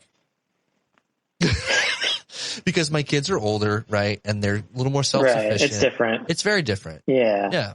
Yeah. And they want their own time too. Right. And I think even if I was married still, I don't think I would give as many fucks as I used to, because I've learned that there is value in kind of having that time. And I think the person that you're with is going to give you that time in a way, or at least at the very least not make you feel bad for it. Right. Yeah. I think if the relationship works, there's going to be mutual understanding of the other person's need, to be able to go do them, you know what I mean? Yeah. And pursue their interest. And if the relationship really works, you find a way to kind of share those interests with each other, even if the other person may not be as super into the stuff that you're into, but you find a way to give a little bit of yourself to them as it relates to their interests. I find that goes a really, really, really long way. So how many horror movies have you seen? I'm scarred for life. I constantly wake up in cold sweats. No, I've seen some things that have haunted me. I've seen some things that have haunted me because, we grew up real different in that regard. Yeah, you did. I was sort of sheltered and protected. And also I was very timid when it came to things like that. I didn't want any part of it. Diane is so adventurous. Yeah. And she wanted the thrill of the scary movie and all of that. And when we got together, she introduced me to a lot of things that I had never seen before, and I found to be quite horrifying. But it reminds me of. Are you an Office fan? The Office, of course I am. Yeah. So remember, it's in the later seasons when Gabe, the real weird corporate guy, he has a relationship with Erin, right, the receptionist, and there's this one episode where you find out that they have movie nights, but Gabe always gets to pick the movie. Oh shit! Yeah, because they play like a Scrabble game on their phones, and whoever wins gets to pick the movie. Right. And Aaron always loses, and so Gabe always gets to pick the movie, and he picks like the most horrific horror movies to watch with Aaron. And Aaron, who's like this bubbly, she's like bubbly and sweet. Nice, like the sweetest thing, and literally the precursor to Kimmy Schmidt. Yeah. I mean, when I saw that show, I was like, oh, this is Erin from The Office, just a little more extreme. Yeah, and there's a scene where she's talking about it, and she's talking about how basically how awful it is, but she really likes the part at the beginning where the family's all together and they're all happy before everything goes terribly wrong. And I've always related to that line because that's me watching horror movies with Diane. It's like, oh, the beginning's really nice. Nothing terrible has happened in the beginning. Yeah. And then as it just gets worse and worse from there. Are you okay? I am okay. But there are some really, I have to say though, there are horror movies I've seen now that are, absolute cinema classics that were big holes in my movie watching experience. So that's, there's some good that's come out of it. Of course, man, dude. So you're doing it. You feel good. You've got the time. I do. You're not feeling like you're stuck. Like you've still maintained who you are, even though you're not doing at all what you thought you were going to be doing. But at the same time, you kind of are doing what you thought you would be doing. Yeah, it's like you're still you. Like every time, I hate to cut you off because like I want to make this 100% clear for the entire world. I'm shouting from my mountaintop in front of my one viewer, which may or may not be you, dude. You guys have been the most consistent people. I mean, outside of my own family, that I've ever known. Like. You have been yourselves pretty much since I've known you, which is almost 20 years, which is incredible. Like nobody does that. I think it's incredibly rare. That's a good thing though. Like I'm not saying that nobody does it in the sense that like it's I don't know. What am I trying to say here? It's like people always feel like they're chasing something and they're afraid to be who they are. You guys are always who you are. And I value that. Yeah. Like I've had so many, I mean, dude, it's been, when did I left Texas, 12 years ago? 10, 11 years ago? Jesus. So crazy. And like, I've met a lot of people and I've made a lot of friends along the way, but they don't stick because they're not as genuine as you guys are. And it's like every time I'll text you out of the blue, fucking a year, 2.5 years, or 6 months, or however long, and it's just like no time has passed at all. None at all. Yeah, none at all. I know, and it's exactly the same way on our end. I mean, it always feels that way every time we text with you or Skype with you. It's like it is literally like not a day has passed, and those types of relationships I think are pretty rare in life, and those are the ones you really do have to hold on to. Even if you go for a year without communicating, it's like that's a person you're always going to come back to, right? Because there's a real like the. I was going to say, dare I say, it's like family. For me, that's how I am with my family. It's like I hate to say the best word I can think of right now. It's almost like an assumed thing. It's like absolutely. I feel a safe assumption that. Yeah. I don't have to talk to you all the time. And then when I do, it's like, we are who we are. And it's been however long it's been. And we're still who we are. We can still talk the way we used to talk, how we've always talked. Like, I know. We're not being, if Diane was here, I think we'd be a lot more vulgar and more frank than we're being right now. But yeah, she would, but it's like, she would inspire us. Yeah. But it's like, dude, I have no doubt that next time I come to Texas and I'm able to come see you guys, it's going to be just like old times without, you know what I'm saying? But oh yeah, I think the bigger point that I'm making is that you have found a way, despite everything that's happened over the past 20 years, to remain true to who you are, which is incredible. And that's what I think is rare. Yeah. People really, they get caught up in life and they forget who the fuck they are. And then they wake up when they're 55 years old and go, what do I even do with what am I doing? Yeah, I think for us, that has everything to do with the fact that we found each other so early in life. You guys are so perfect for each other. And I mean, we were just incredibly fortunate that way. And we had this friendship, in high school before we ever even, got together as a couple. And, we found each other so early, and then we saw each other through, all these phases of life. Yeah. And we were kind of each other's guiding light. And I think that's why, we have been and continue to be who we are, because we sort of have that, we're sort of each other's rock. And from my perspective, watching you guys over the past 20 years, it's been like, it's the same thing. It's that I've seen you guys have some fucking fights, and it's terrifying, right? It's fucking terrifying, but sure. Not one time did I ever think that it was over. Not once. Not once. Yeah. Like, that's that default assumed thing that I was talking about a second ago. Like, you guys it's never an option. It's not even like a thought. Like, it's just like, no, it's just like, well, we're mad at each other now, but we won't be later. Yeah. I'm going to call you a dickhead now, but I still love you. Like, there's never a question. There's no doubt ever.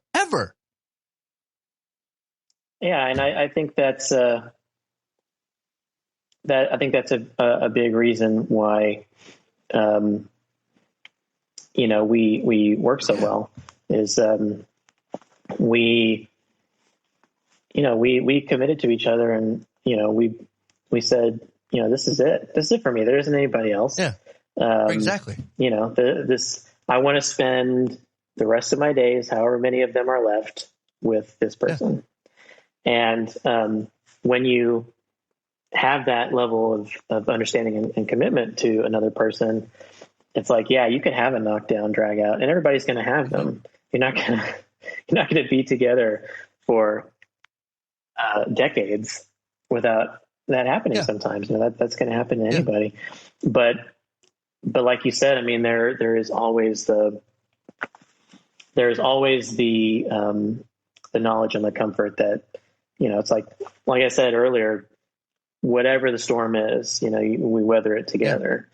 And I think that's, what has really kept us together is knowing that other person is always going to be there. Well, and that there is no question. There is no faltering, I mean, it used to scare me right early on when the first couple times I was just like, should I be here?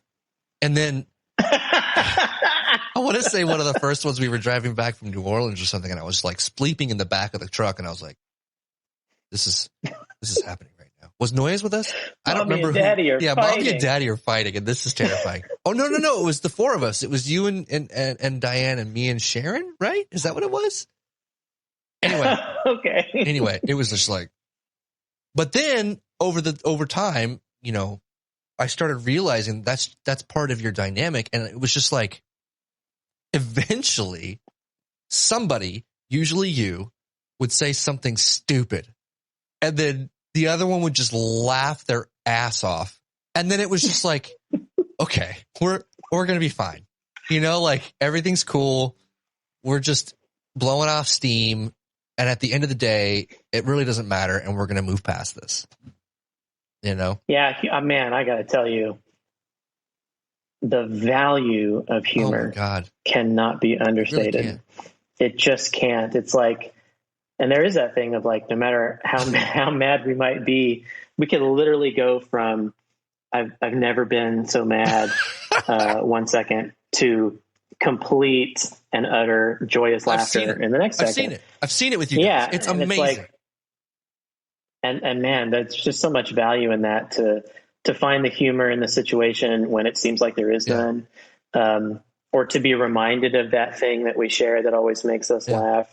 I mean, man, that you just can't. Well, and it's a risk. It's a risk that I think a lot of people don't want to take, right? Because here we are, we're supposed to be in this angry fucking moment, and we're at each other's throats, and we're just, we're gonna, you did this thing, and I'm gonna fucking make, and then to be able to like step out of your brain for a second and take that chance to say something silly and ridiculous, right, at risk of making things worse. A lot of people won't take that chance, and because they don't, arguments just get worse and worse and worse and worse and worse and worse and worse and worse. And that's incredible to me that you guys have always found that way. And I think that by now it's just part of it, right? Like, somebody's going to say something stupid at some point, and you're going to laugh. And that's just part of it. That's part of the process. I got to the point where I was like, reaching for popcorn anytime you guys would start, I'd be like, all right, here we go. This is going to be great. And then somebody's going to say something ridiculous, and this is going to be hilarious, and we're all going to be happy. But like, that's a risk, and a lot of people don't take that risk. I think it's incredibly important. Yeah. Shit. Yeah, you can't lose sight of the things that that make you smile, and and it's like in those moments you're just reminded of of the history and everything you're reminded of everything that works, and all the reasons that you've committed yourself to this person, because there is that connection and that bond that can't be broken even by a knockdown drag out fight, Man, you guys have been doing this for fucking ever. Like literally forever. You're incredible. So what's next? What do you got going on? What's next in the life? Man, well, did I hear Diane was talking about going back to school? She's already been. Shit. Where was I? Yeah, she's and man, I gotta say, talk about being just absolutely blown away by someone's commitment and determination to do something. Man, she wants that Birkin bag, son. Oh man, she's gonna get it. Get it, man. I'm telling you. I knew it from the first time she told me that was her goal. Did you get her a Mercedes C-Class yet? I don't think you did. But you got her a Lexus, which is great. Got her a Lexus. Yeah, we decided in favor of the. Although wait, of the Lexus. She's not a principal yet, is she? That was the goal. That was the rule, wasn't it? It was like once she's a principal, she gets all the things. Yeah, and that she went back to school for that reason, and just the crazy thing was that she went back partially in person, partially online, and got her master's degree. Jesus Christ! Yeah, which and man, just the whole time she was doing it, I was like, I don't know how you're doing this. Dude, I've never I'm not gonna say never. It is rare for me that I've seen somebody with that much determination. Yeah. And I mean, it takes it takes a real rare person to persevere through that. It's easy to say that you want to do that, and it's easy to maybe even start and then not make it through to the end. But she did it. She turns her brain on and master's. She's like, yeah, exactly. And she's out of the classroom at this point. This school year, which obviously has been a crazy one, she started in a new position as a language acquisition specialist. What the fuck? Yeah, I know. But that's something that's always been near and dear to her heart, because she's working with all the kids that don't have English as their first language. Oh, interesting. Yeah, so all the kids that come from other cultures and are uniquely challenged in that English is their second language. That's her job. She works with all those kids.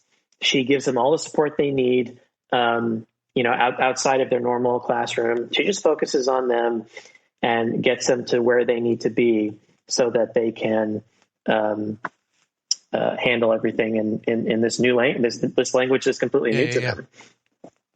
And she's had an absolute blast doing that. I think it's, like I said, it's just so perfect for her. And it was like a stepping stone to move out of the classroom into a sort of administrative, like support type position. It's a stepping stone, man. With the next step being assistant principal, which I know is just around the corner for her. Start saving your money. But she's loving what she's doing now. So that's where she's headed. For me, I'm also loving what I'm doing. I'm going to stick with this company as long as it makes sense to do so. And as long as, for me right now, it's been all about, I had this unique opportunity to get in on the ground level with this robotics program. Right. So it was like, I got to be a part of building it from the ground up. Which and now to the point probably where gave you the space to learn as right? Exactly. Yeah. Because had you walked into a place that was already established, it would have been like, Exactly. Yeah. So, and now I'm to the point where I oversee the entire program. And the goal in the past couple of years has been, how do we grow this thing and get it to the point where we're just saving the company tons and tons of money and time as a result of all the awesome robots we have out there doing stuff so people don't have to. That's what you put on your resume. Yeah, exactly. Yeah. And so, for the foreseeable future, I'm still very focused on that, and like how crazy big and awesome and successful can we make this program? And then the future is like, well, maybe there's a lot of opportunity in this field. So once I get to the point where I can say I've built this program from the ground up, and here's the end result, here's the level of success we've been able to achieve with it, I could probably look at moving to a larger company and managing a robotics program there, one that's even larger and even potentially more complex, and more developers, and hopefully bigger salary and all that kind of stuff. Like a really interesting project. I mean, not to say that what you're doing is not interesting, but like it could be something crazy, like, I don't know, SpaceX. Yeah. The really compelling thing about this field is that just about every industry out there is getting into robotics. What? So, right now I'm in this sort of financial services corner with the company, which honestly is the last place I would expect robotics, by the way. Oh, but it's actually one of the most common places. Really? Yeah. Any industry where you have menial, repetitive, tedious tasks, it's ideal. It's ideal for robotics because you really don't want people doing those things because they're going to get bored. They're going to make mistakes. Yeah. And they're not even going to like what they're doing. So what you want to do is get those people doing stuff that is interesting and is value added, and bring in the robots to do all the boring stuff. And so that's happening across industries all over the place. And so there's a lot of opportunity. I could move into a number of different industries doing this job. So yeah, it's exciting to think what the future could bring. And we're still so young. I mean, really, when you think about it, we're young. Yeah.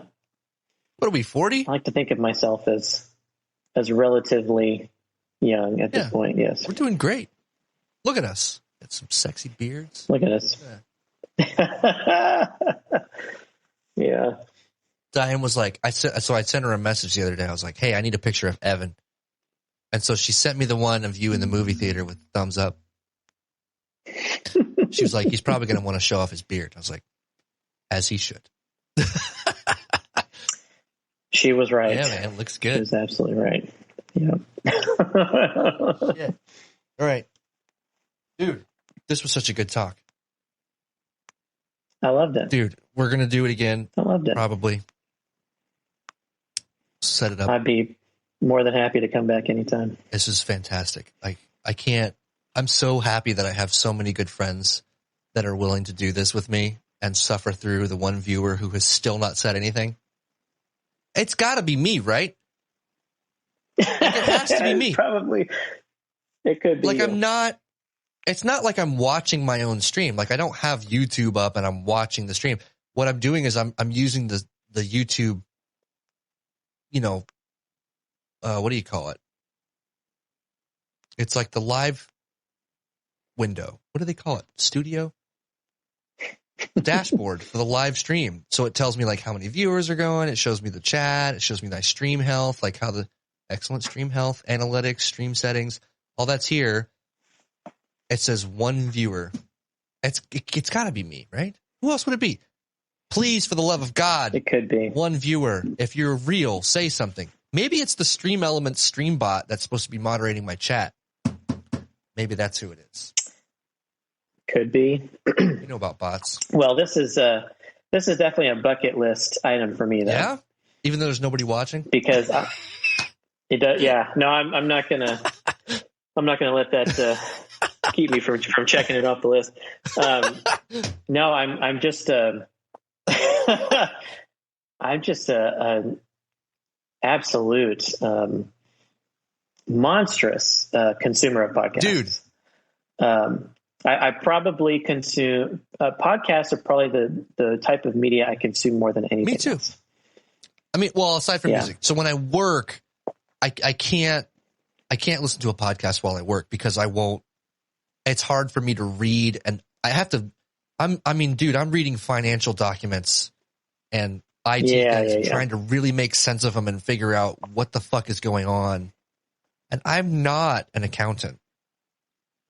But I have to understand what's happening. So if I'm listening to a pod, I can't do it. I can't like split my brain that way. I have to. So I'll put music on. I can listen to any kind of music while I'm working, but I cannot listen to a podcast. But when I do listen to podcasts, is pretty much every time I'm not working. If I'm, in the shower or walking the dog or doing whatever. Yeah, I mean, there's in the car. There's really almost never. Yeah, there's almost never a bad time to be listening to a podcast. Yeah.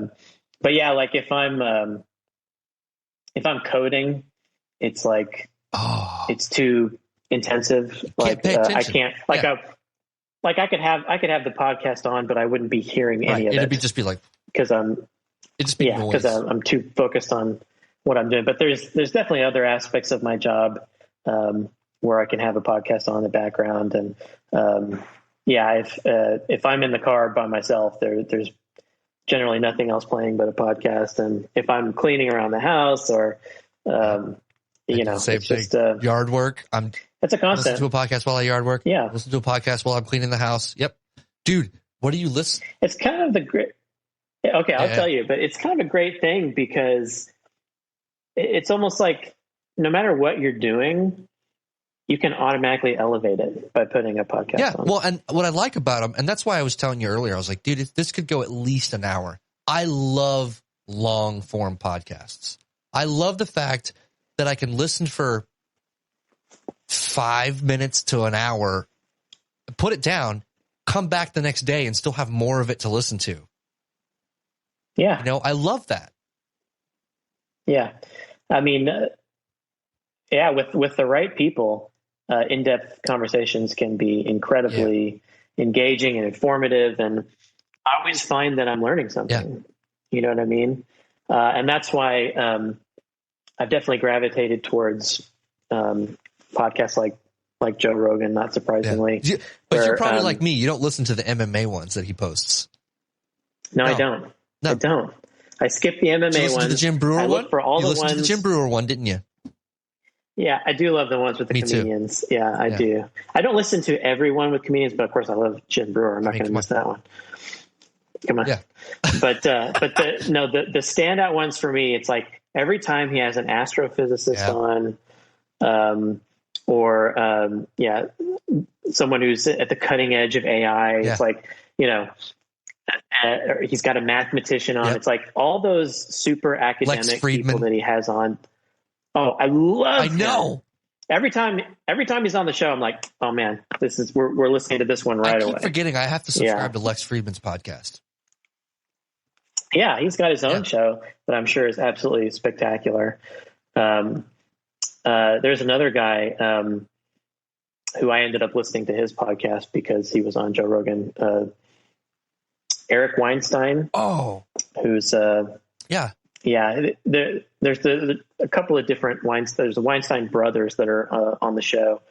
I believe it's Eric that had his own show that, and man, just like the most incredibly fascinating mind, like really just the way he would, he'll explain these incredibly like complex,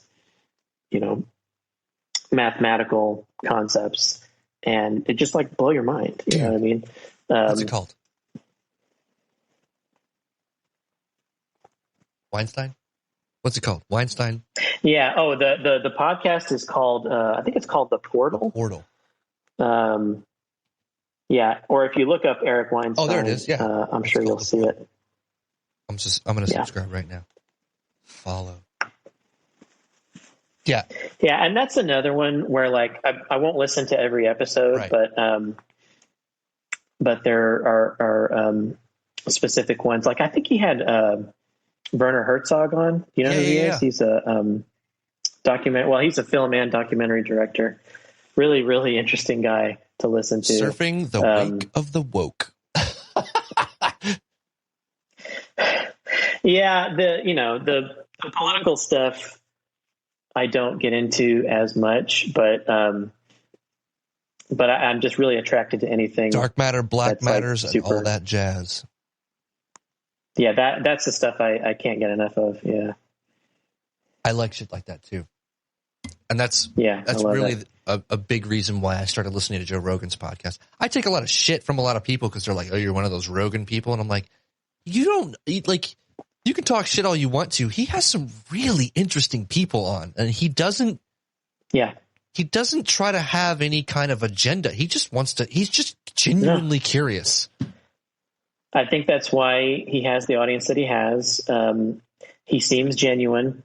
He doesn't ever seem like he's bullshitting anyone about anything. Nope.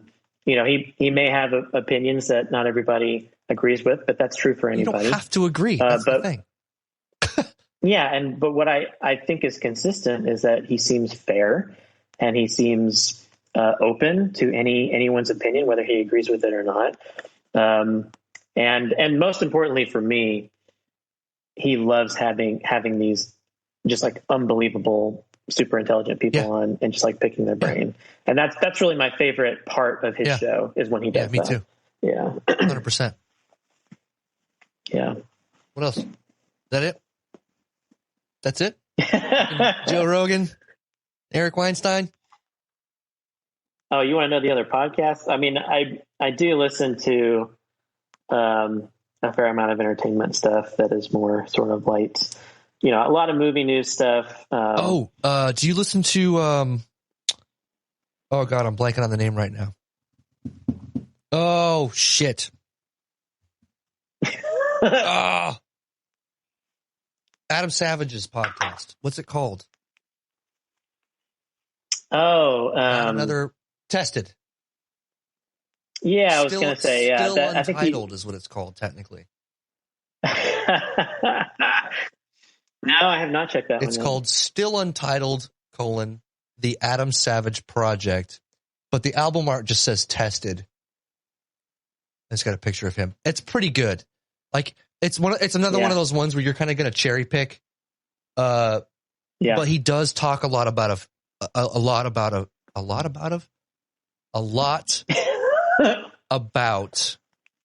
like just general fan stuff, because he's in that's the cool. fandom thing, Yeah. Ooh, Mandalorian season 2 finale spoiler cast. Yeah, see, I listen to a lot of stuff like that. So, I mean, if you're into movie stuff, probably my top pick is the Slash Filmcast. What?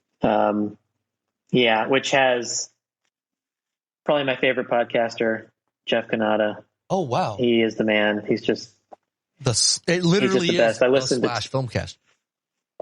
Yeah, that's what it's called. So he's one of 3 hosts, and all 3 of those guys are amazing. But Jeff is just like my personal favorite. I tend to really always agree with his movie opinions. We're kind of like movie spirit animals that way. But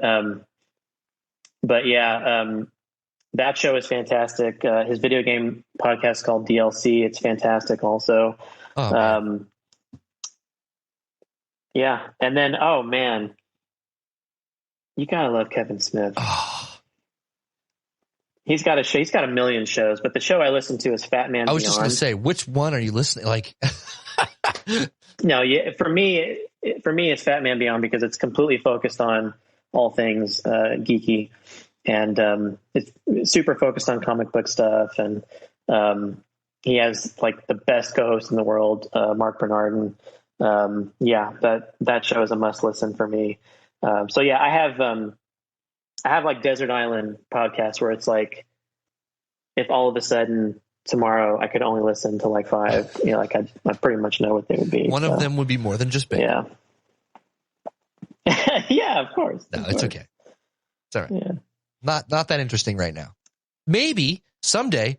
That's the goal, right? My goal is to have people on who you don't get to hear that side about. It's kind of like what I was talking about earlier about with Paul and Sandy. It's like you think of them as this one thing.